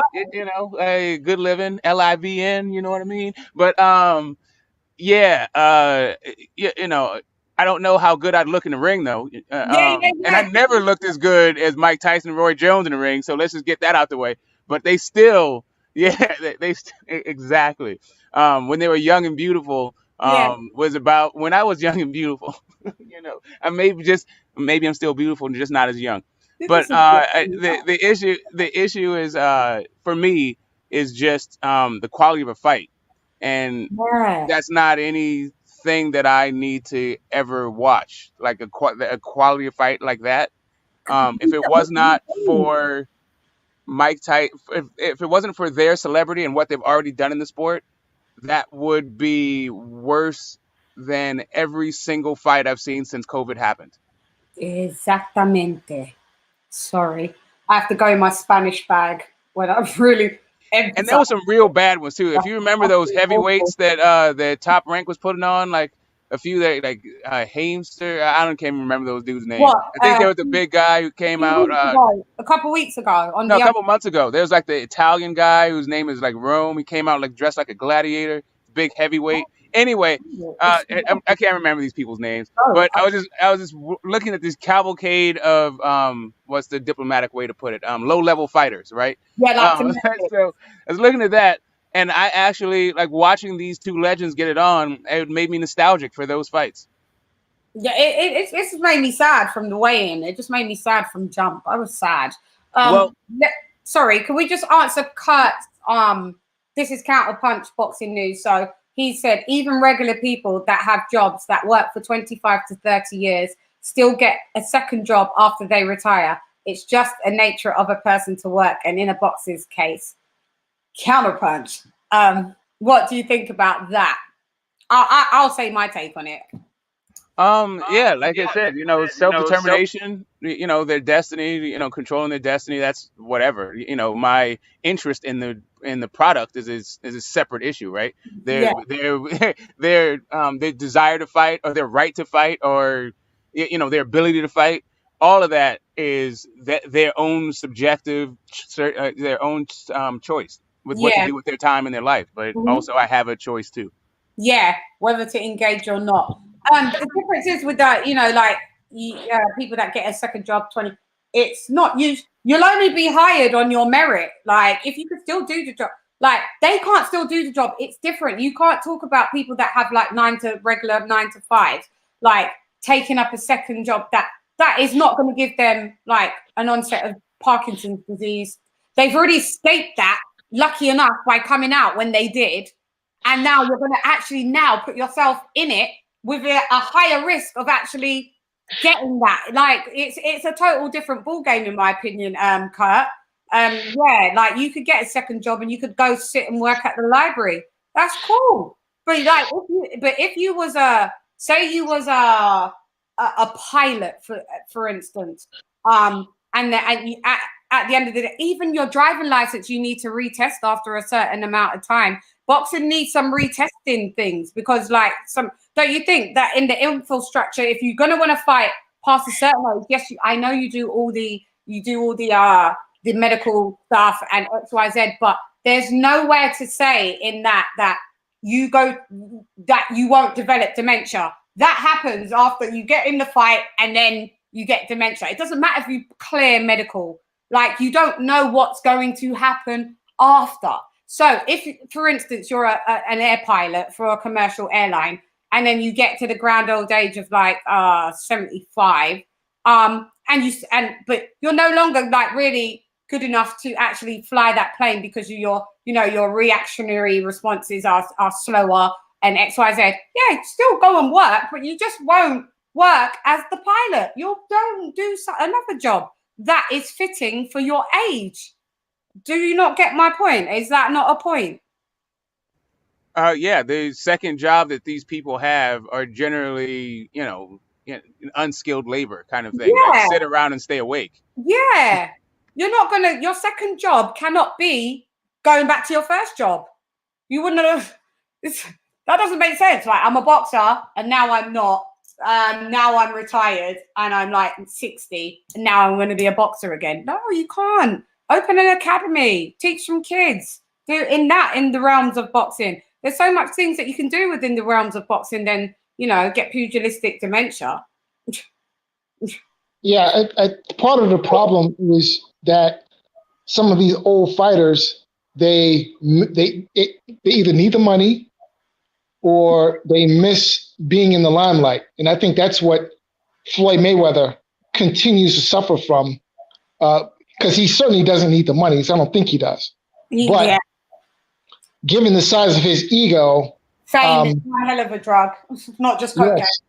Yes, it is. Fame is one hell of a drug, and I think he's having withdrawal symptoms, which is the reason why he makes a point to stay in the public eye and, further make a spectacle out of himself, which is what he's probably going to do in his next fight against whatever tomato can or MMA fighter or whomever he chooses to put on the circus with. He said he's coming out in 2021 with a fight, so watch out for him. How do you feel in because he said basically he's not a fool. I'm not going to fight the up and coming, like he wouldn't go and fight just say if they was the same weight category, like a Bud Crawford, because he'd be annihilated and he would have his first L. So he said he's not stupid enough to go and do that. So he said if it makes money, he will go and do it where, it's maximum reward, but the lowest risk. Do you respect that? Do you think that's do you think that's integral? Like, because, I've got two things about that. It's about, I get where he's coming from, but then it also kind of like dirties his what he was about. This guy is a legend, but now you're just doing little gimmicky mockery things. So how do you feel about his take on what I just said? So me personally, I question the reason of any true and real capitalist. And I think Floyd qualifies as a true and real capitalist. If it don't make dollars, it don't make sense. And so he's talking that now about he's not dumb enough to call out any of the top welterweights, but sooner or later, the tomato can well will run dry. And the only way he will be able to get the money and attention that he craves. Oh, he is in the same category weight cat as Bud then. Yeah. Right. But the only way he'll be able to get the same money and attention that he craves will be, at some point, to fight one of the young, strong lions. So we'll see. So I'd say just give it time. That's what he says now. Let's see what he says 12, 18 months from now. No, he's never going to fight someone of high risk. He wants to keep that O for the rest of his life. He ain't tarnishing that for no one. Floyd he ain't tarnishing that for no one. That is now become his brand. I tell you what, Floyd has to maintain those house payments. He has to maintain those car payments. He has to maintain those female harem payments. Okay? Right. He has to maintain his lifestyle. All that costs money. Yeah, but he's fighting the big cats, like the serious cats. He's gonna just do that with the $100 million fights with fighting MMA fighters and stuff like that. Yeah, I believe he will continue to do that. But there'd be no way that he's gonna fight anyone that could potentially beat him? Well, listen, Father Time is undefeated. So it's only a matter of time. Eventually, if he keeps fighting, eventually that he could lose, right? Eventually, he's going to take an L. And if he keeps fighting the MMA guys, then he's going to take an L to one of those guys. It's only a matter of time. Father Time is undefeated. Yeah, Father Time is undefeated. Like, yeah, he's putting himself up. The more he fights, the more that the ratio goes up that he could take an L for show. For show. Like my American accent. Where are you guys from in America? Each of you. Chicago. Are you from Chi-Town? Chirac? Oakland. Oh yeah. We already said about you, Cali. Yeah, California. There was a question that I just had. We're gonna go. There's a few questions. Wow. It's I don't mean to interrupt, but you guys are just an observation I had on the fight. Not so much about Floyd and Father Time and all that stuff, because you can mitigate all that stuff and get a return on investment even for your O. If you are properly motivated, he could sell the O for $1 billion against someone that won't really affect his legacy at all, right? At a certain point in his as a possibility in the future. But what I noticed about but you guys said this thing is like a drug, and what I noticed about the entire event was that it was a huge it was a one long pot commercial.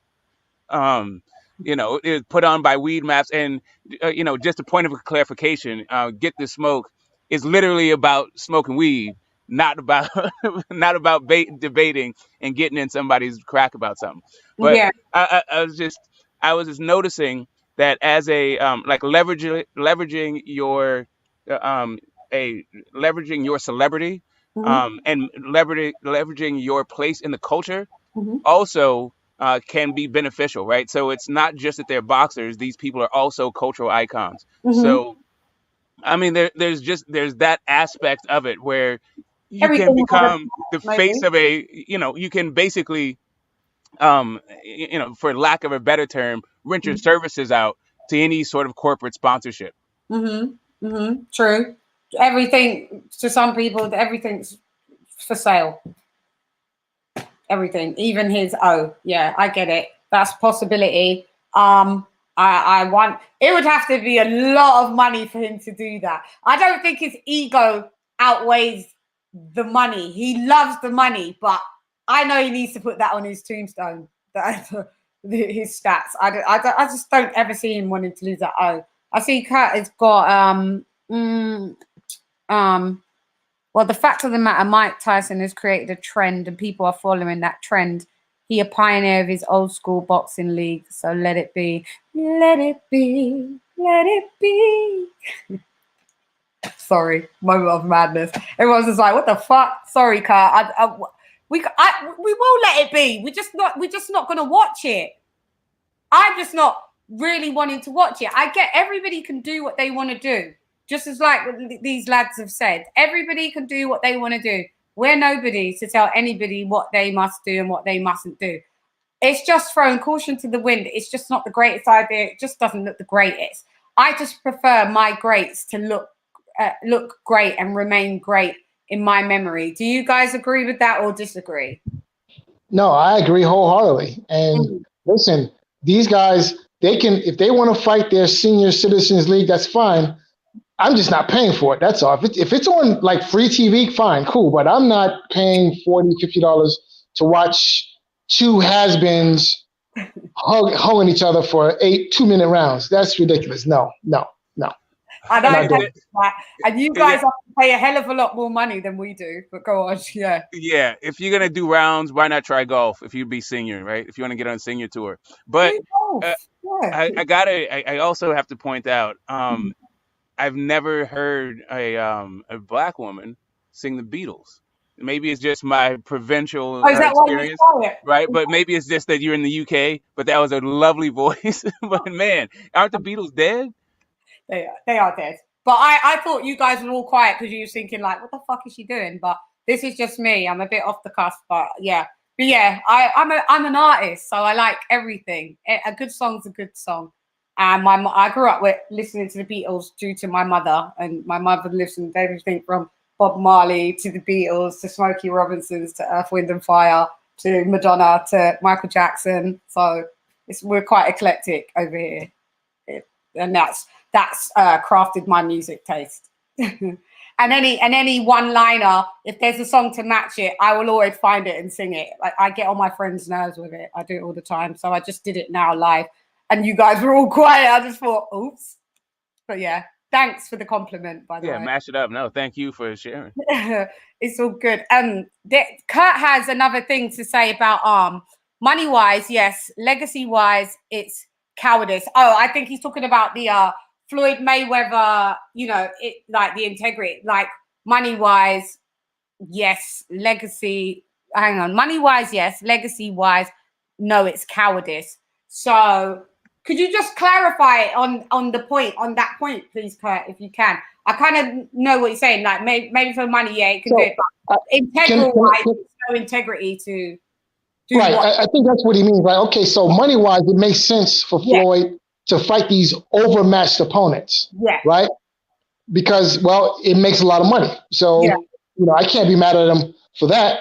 But in terms of legacy-wise, it is cowardice because you're fighting these guys who are grossly overmatched and have no chance of beating you. Yeah. So that is cowardice. I agree. That is cowardice. Yeah. See, I think that there's no intrinsic value to this whole glory and legacy thing. Actually, when we're talking about prize fighting, it is literally a capitalistic pursuit. As a matter of fact, sports is really one of the last pure instruments of capitalism we have. So the idea that all of a sudden you're going to have some extrinsic value on it, I don't really get.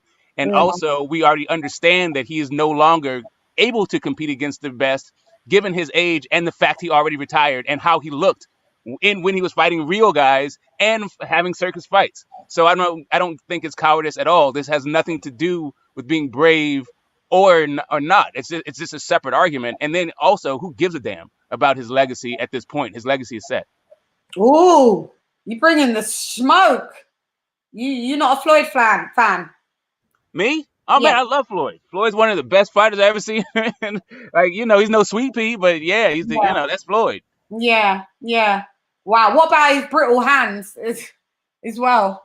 So you think that's a risk of him still doing stuff like he could, he's got brittle hands, hasn't he? So I hear what Get the Smoke is saying. However, Floyd's legacy is set. All right, it is what it is. And regardless of what he does, post 40, it's not going to have any huge impact on his legacy, except if he were maybe to come out of retirement and beat somebody, somebody atop the pound for pound list. Then that would, of course, inflate his legacy. Now, having said that, because you actually cut out, we didn't even actually hear the answer. We heard post 40 and then it cut out. Sorry. Right. So Floyd's legacy post 40 is pretty much set in stone. It is what it is. And I don't think there's anything he can do to deflate his legacy. Except maybe, there's nothing he can do to deflate his legacy. It is what it is. Now, the only thing I think he can do post 40 would be to inflate his legacy, would be to maybe fight somebody atop the pound for pound list and beat that person. Now, having said that, since that's not what he's doing, I don't think Floyd will ever be confused with some of the all-time greats from the past, like, for instance, Sugar Ray Leonard. Okay, a guy who came out of retirement for off a 2-year layoff and fought a guy in Marvin Hagler who was arguably the greatest middleweight ever. Yep. Or a Muhammad Ali who at 38 years old faced a young prime Larry Holmes. I don't think Floyd will ever be confused with those guys. Yeah. Now, if the question is who has been more financially successful, then of course it's Floyd. Yeah. But in terms of boxing lore, in terms of those intangibles that we can't measure in terms of dollars and cents, Floyd doesn't measure up to those guys. Yeah. He just doesn't. Well, I mean, just to be fair to the comparison, right? Floyd is 40 plus. Sugar Ray Leonard wasn't that old. Muhammad Ali wasn't that old. No. He was not that old. Floyd's what, 42? Yeah, I'm just saying, like, coming off of that layoff, it would be a little bit more like Vladimir Klitschko than Sugar Ray Leonard, right? Yeah, because age-wise, yeah, for sure. Yeah. It'd be that comparison would be the better one. Yeah. I mean, how old was Muhammad Ali when he fought Larry Holmes? No, I don't know. I think he retired at like 38. But he was already with Parkinson's and all that stuff too, right? By the time he was already right. He was already having symptoms by the time he fought Larry Holmes. Fighting, yeah, like 36, I think 36, 37, he was showing the signs of the Parkinson's. But it was kind of hush-hushed, wasn't it, in the beginning, wasn't it? Yeah, I mean, we saw the effects before the Leon Spinks fight. We just didn't know what it was until he started shaking, right? Yeah, the shakes, yeah. See? Oh, God rest his soul. I hope he's doing all right up there, isn't it? He must be. What? This is what I could ask you. What do you think? Him looking down on what's happening at the minute. What would you think Muhammad Ali is most proud of that's happening right now in boxing, and what he would be most pissed off about that's happening in boxing? I'll ask you guys all this. So get the smoke. Do you want to go with first, or?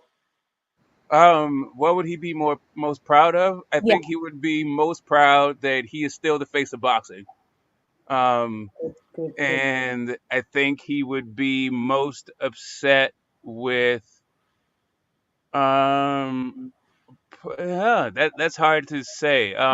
Probably the fact that fighters still have to sacrifice under the sacrifice for the not sacrifice.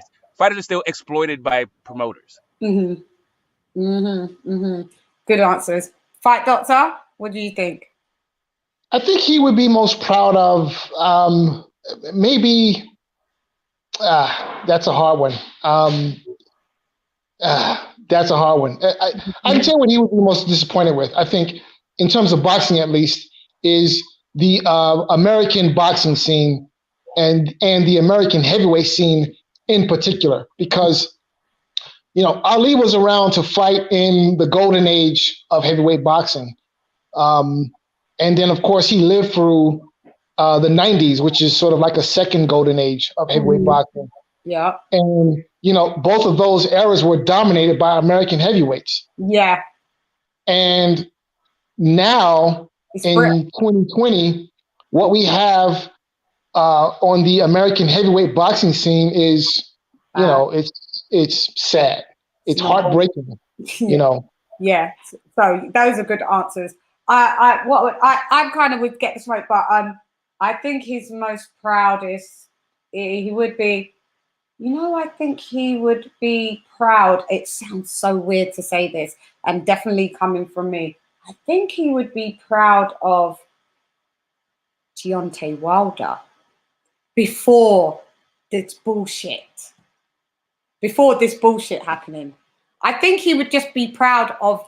I know this sounds weird. You guys can chime in because the silence is killing me, by the way. I think he would be proud of Deontay Wilder with somebody that has that amount of kids, like Ali himself, and came from I know a lot of boxers come from nothing, but really from nothing, and then became the Alabama Slammer from Alabama and just fucked up people with his right hand. But I think he would be pissed off with obviously the ifs, buts, the maybe shit. So scrap that. So that's what I want to say. It's a weird one. You guys can chime in after. So I think he may be proud of that. I'm going to stand by that. And I think he would be still fucking pissed off that fucking Don King still sometimes fucks shit up. That's because there was a thing that happened here that Chris Lovejoy didn't get to fight because of Don King. And I think that's where Get the Smoke, where he said, I still think he'd be pissed off with, promoters taking the piss and exploiting boxers.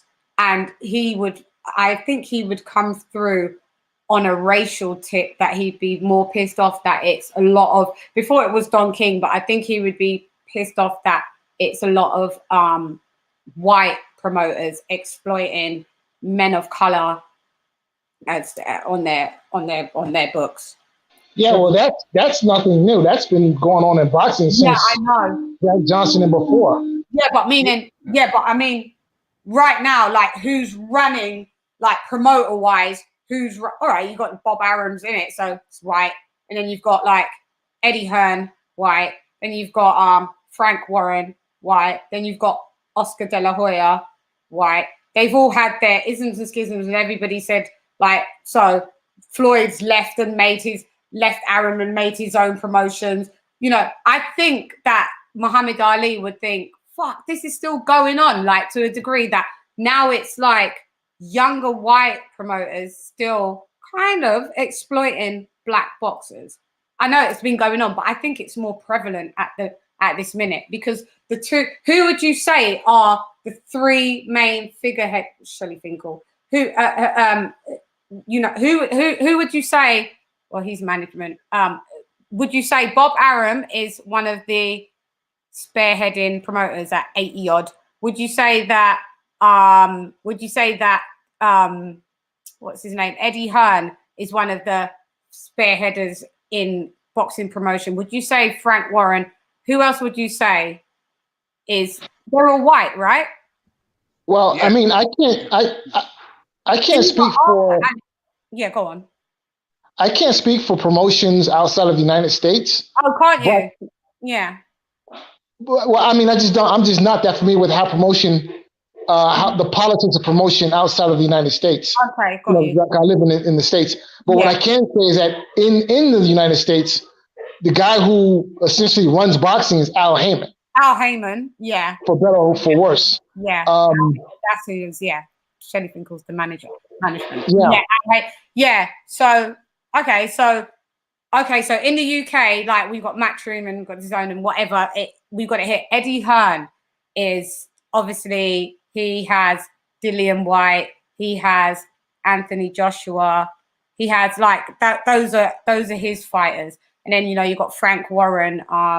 He has, who we saw, he's got Dubois, he's got Joyce, he's got loads of people. Now that I'm trying to think of everybody that British that you can think of, they're either with Eddie Hearn or they're with Frank Warren.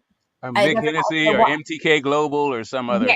Yeah, they all come up but they're all intertwined. So MTK Global is still kind of like a subsidiary of MTK is like a subsidiary of a guy that does, he's called IFL. So they all kind of made their own little thing, MTK. Do you understand what I'm saying? But they're all, and then MTK is affiliated still with Eddie Hearn, and then there's them lot. BT Sports is Frank Warren. So anything that you watch on BT Sports is Frank Warren, and anything that you watch on Sky Sports is Eddie Hearn. So, but what I'm saying is these two promoters are white, and then one's like 40 years old and one's like 60. I think that Muhammad Ali would be pissed because they also own fighters in the United States. You maybe just don't, maybe just not aware of it. But I think Muhammad Ali wouldn't like that still happening, like cats from the UK, young white, still kind of exploiting black. Maybe it's just, like you said, it's happened from the ages ago. I just think he would still be consistently pissed off about that. Yeah, and like, listen, I brought, Muhammad Ali himself formed his own promotional company. That's during the Floyd Patterson days, right? to promote it. Like he specifically was about self-determination. Yeah. So I think that he would actually appreciate an Al Heyman where he can actually operate his own. You know, he can be the author of his own destiny, and have a partner to deal with the things that he didn't either was unwilling or unable to deal with. Yeah. Interesting. That's an interesting question, though, right? Yeah. Yeah. I've just thought about that. I'm thinking, I don't know that he would be necessarily upset about the whiteness or the blackness. I think maybe. I think he will. Maybe.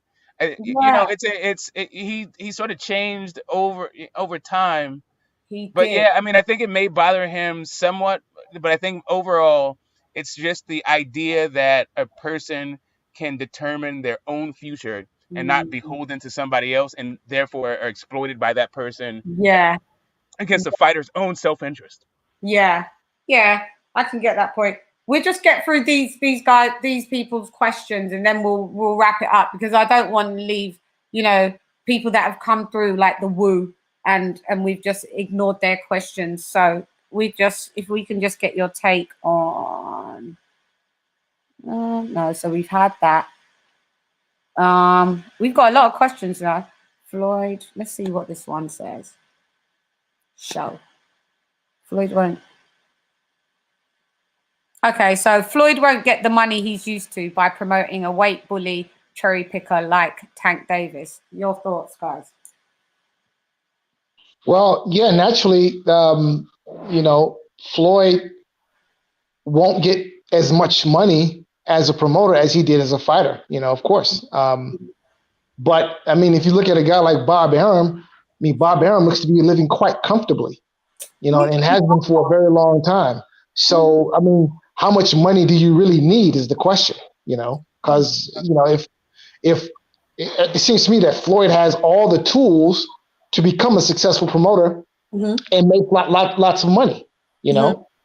But he's too busy him wanting to be in the limelight. He's got his promotion company, but he's too busy wanting himself to be in the limelight. I think it conflicts. And that's the problem. You know, he can't get over himself. That's the problem. That's part of it. The other part of it is that Tank Davis is a horrible, like, I think he's too self-conscious. He hasn't come into himself yet. So he's not actually engaging on the mic or in front of the camera. But I think that it's Floyd who's actually doing the cherry picking. It's not Tank Davis that's picking his opponents. It's Floyd Mayweather. And then also, Tank fights at 130. There's no money at 130. I mean, if he fights at 135, it's because he's eating himself out of his own division, right? Yeah. He's got a fight at 135. It's that division's lit at the minute. It's exciting to watch. In my opinion, it's more exciting to watch sometimes than the heavyweight at the minute. Okay, so we've answered that. Yeah, there's no question. I mean, heavyweight boxing right now is, you know, for the most part, trash. I think it's boring. Yeah, I'm really pissed off about it, to be fair. I said it to someone and it was like, really? You think it's boring? I'm like, there's everybody blocks everybody. There's too much politics in it. It's like you've got it feels like all you've got is AJ, Tyson Fury, Deontay Wilder, a bit of Andy Ruiz, a bit of Derek Chisora, because that's what we're seeing. And this one's fought this one already, but this one doesn't want to fight this one. And then when you go to like lightweight and fucking like they're having their problems as well. When you got the Garcias don't want to be fighting this one, and then Tank, because like you're saying, being cherry picked doesn't want to, and then the Devin Haney's don't want to. Like, everybody just needs to get over themselves and fucking box. Because back in the day, boxers would have like 4 or 5 fights a year easily. Now everybody's just doing 1 fight a year, before this pandemic, by the way. So I'm getting a bit bored with the whole thing. But yeah, heavyweight boxing needs a good reshuffle, in my opinion.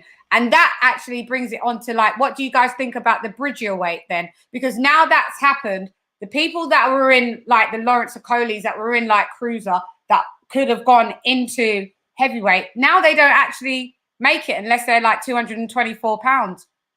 So now they may not be able to go straight from cruiser into light heavyweight, because now bridger weight's in the way. So now they might have to fight in bridger weight, which I did appreciate it, but it could just be null and void as much as how cruiserweight is. Cruiserweight is never a weight cut that a lot of people pay a lot of attention to.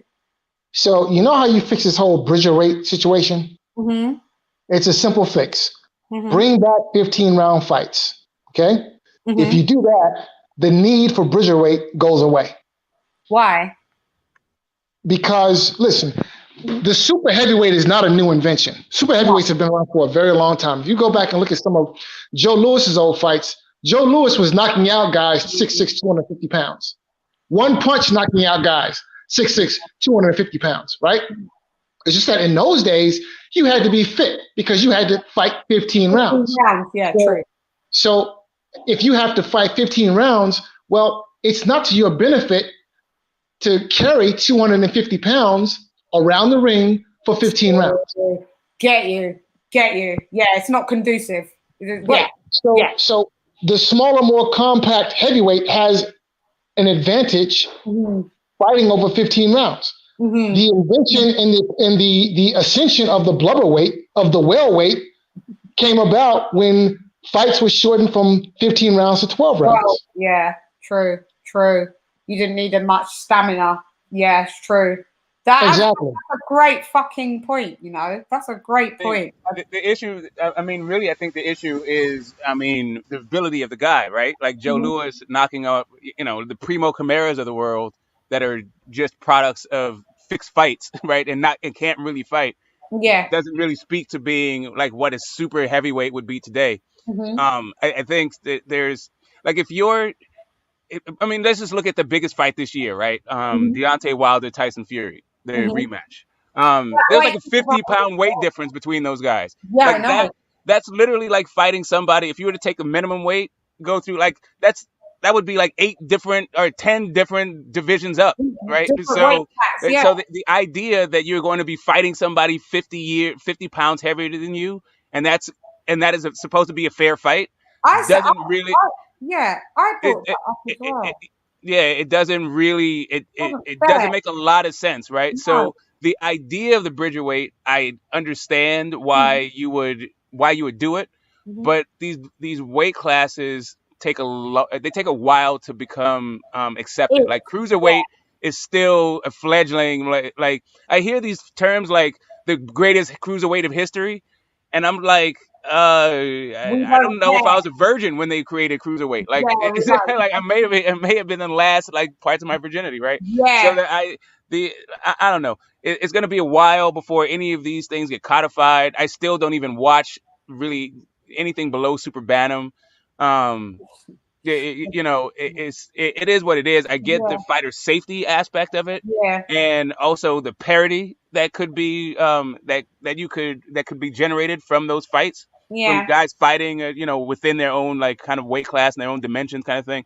Yeah, sorry, go on. Yeah, but at the same time, it's just more about like what I'm used to, right? So I don't really want to see it because it's not really what I'm used to, and you know, like every other human being, I'm a little bit averse to change. Yeah, because effectively, like Deontay Wilder wouldn't. Well, he came in on the second fight with Tyson, and he bulked up to a 230, didn't he? But I mean, he usually sits at about what 213, 214. So technically, he would. Tyson Fury bulked up to 275, though. Yeah, so technically, Tyson Fury is like a super duper heavyweight, and then Deontay Wilder would have just made it to heavyweight, being the 230, but at his natural, what he usually boxes under, he would be in bridger weight, and technically he would be in bridger weight, but you would be allowed to be a bridger weight fighter, and still, if you could make the weight in heavy, you're allowed to go up and down. Mauricio Suleiman says, by the way. Yes. And so you know, even Usyk would be bridger weight. Even I'm thinking Mike Tyson would be fucking. Imagine that. Mike fucking Tyson wouldn't qualify as a heavyweight if he was fighting now, unless he was 224 and up. Yeah, so I mean, the majority. So historically, go ahead. Historically, the majority of heavyweight champions, would not qualify as heavyweight under this new thing. Correct. I mean, you saw what it looked like when Mike Tyson fought Lennox Lewis finally, right? It was just like. It didn't look right. And I mean, one of the issues is not really even about the bridgerweight. It's about the level of competition you're going to have at the new heavyweight limit, right? Like it's going to be like 15 people. Like, have you seen the super heavyweight in the amateurs? Like what that actual category looks like? You see these huge guys that don't really pan out. Really? That must look really pitiful. It look pitiful seeing that, like big, like super heavy. Like, so there's super heavyweights in amateur. That's like they're 18 stoners, like 240 pounders in amateurs. Is that what you're saying? I'm saying that, yeah, I'm saying that in that amateur division, that weight class, yeah, it's not only that you see sort of a diminished level of skill and craft. There's also not that many of them. So like why I think like it just becomes. I think the practice becomes self-defeating, right? It's a zero-sum game. Yeah. But also like bringing back 15-round fights. Like as soon as somebody died in the 13th round, that'd be it. Because that's really why we got 12 rounds in the first place. Because someone died. Actually, no. The reason why 12 rounds were instituted is because 12 rounds fit with it. So you had this movement towards boxing on TV, and 12 rounds fits neatly inside of an hour telecast, whereas 15 rounds don't. Yeah, so that's I'm not mad at that, right? I'm just not saying like the primary reason, but I'm just saying, you know, one of the mitigating one of the motivating factors. Yeah. Hang on, we've got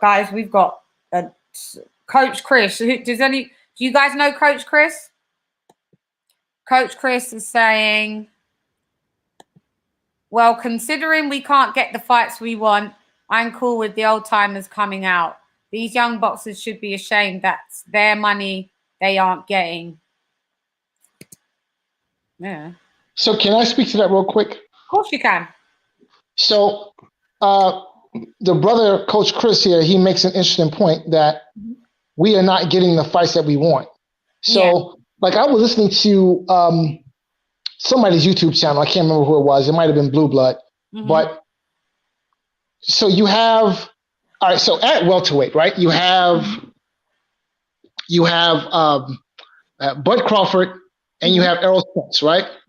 And so that fight can't get made for whatever reason, or hasn't been made for whatever reason, right? So now, Bud is he's running away from it for some reason, they said. Well, I mean, I don't buy into that, but what I do know is that the fight hasn't been made and looks like it won't be made anytime soon, right? So now you have both of these guys running around thinking and believing that they don't need each other. Bud Crawford is on record saying he doesn't need Errol Spence, and I want to say Errol Spence is on record saying he doesn't need Bud Crawford. And my response to that is, how delusional can you be?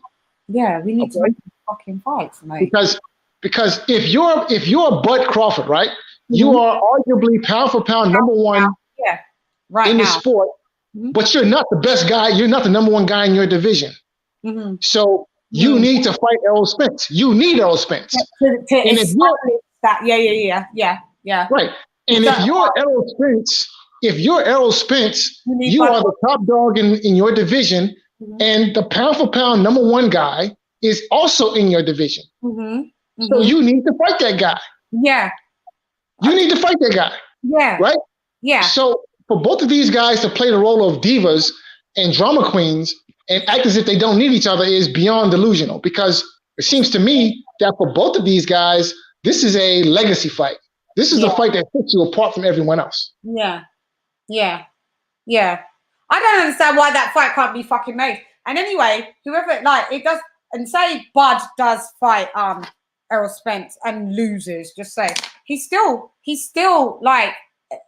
holds his legacy as fucking top 3 pound for pound of what he's achieved. So I'm not sure what's their hesitation in them not having the fight done. I don't get it. I think Errol Spence has called out Bud though. I want to say he has. Don't hold me to it, but I want to say he has. I listen to so much commentary. Sometimes I think, like, I'm sure he has, and then Bud hasn't really adhered to it. He hasn't really acknowledged it. If he wanted it to happen, I'm sure it could happen. But he has to leave Bob Arum anyway and just get some shit done. Eddie Hearn said he wouldn't mind signing him if he was a free agent. So, you know. Yeah, I think Bud Spence fight, I think, may be Bud's best chance for a huge payday. I mean, not his biggest chance, but his best chance for a huge payday. I think he could probably get some good paydays. Like there's still a Manny Pacquiao out there. He might be able to leverage something with Thurman. Yeah. But I think Spence is probably going to be his, like, call it a day fight, right? Call it a day fight. Yeah. Yeah. Right. So I think they're just marinating it both sides, right? So Errol's like, give me 60-40. Bud's like, I want 60-40. And so just kind of like, I don't know. I feel like they're still trying to build up interest and trying to maximum, like, leverage this fight as much as they can, right? There's still another belt out there that needs to be collected before this fight becomes for undisputed. And I think this is probably going to be that undisputed fight between those two. I think is going to be Bud's big payday. Yeah. Where I think Errol Spence probably has bigger paydays in the future after Bud. Yeah. Muy interesante. So he says, yeah, it's all Errol's fault, not Bob Arum. They lying cheater.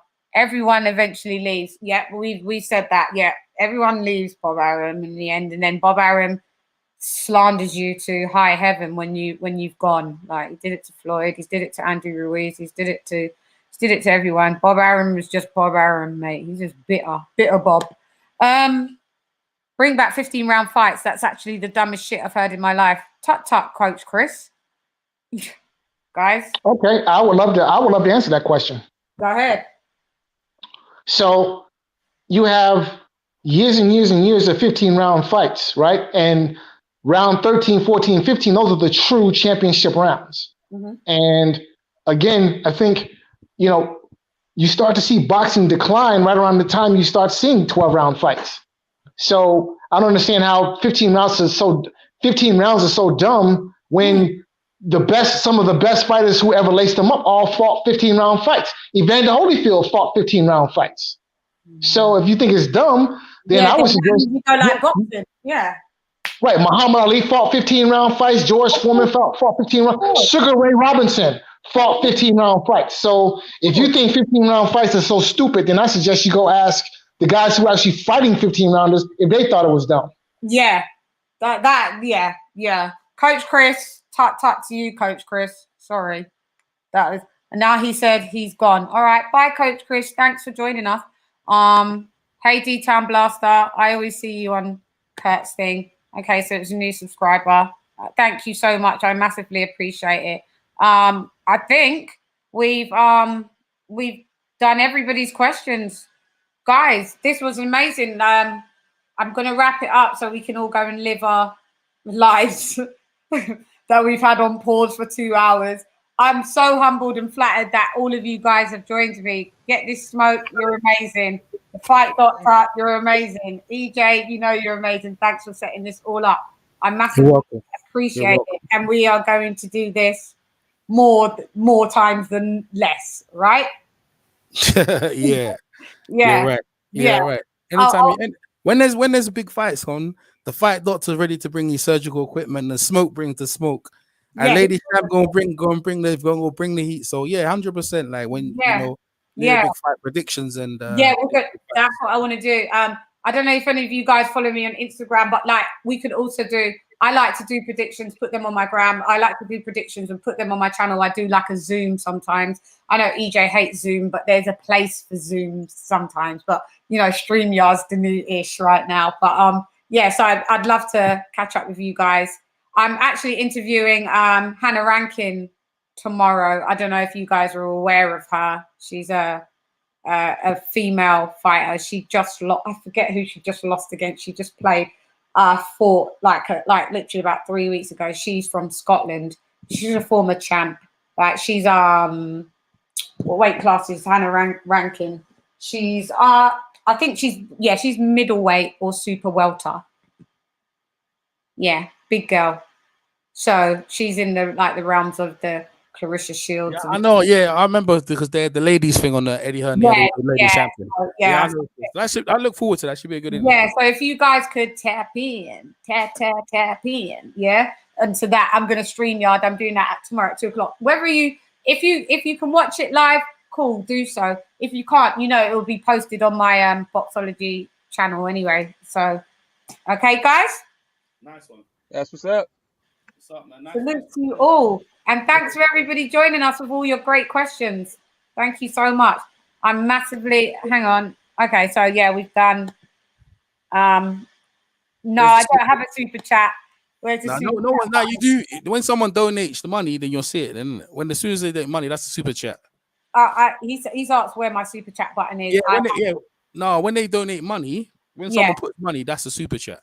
So, yeah, I know, but I don't know where it is. He's asked where. Because no one's put no one's done no money. That's why when it comes up when someone gives you money. Oh well, so he said I want to help the channel. So donate. Yeah. Oh, okay, all right, okay. I know. I got it now. You haven't got enough subscribers. I haven't got enough subscribers yet. I'm just about 15 off the 1,000. I've got all the watch hours because of my music. They told me. I looked on the analytics, but I don't have the. So if we get my subscribers up to 1,000, then we can super chat D-Town Blaster. And I always see you on Kurt's thing, and I massively appreciate it. But I'll see you on Counterpunch Boxing News' thing. You know, we're always in the comments. Guys, I salute you all. Thanks a lot for joining me with Boxology with Shan. You guys are amazing. Thank you. Peace. Thank you. All right. Peace. Hey, girl, it's Lady Shan, nonetheless, straight from the Sun Cycle Fun. Gun!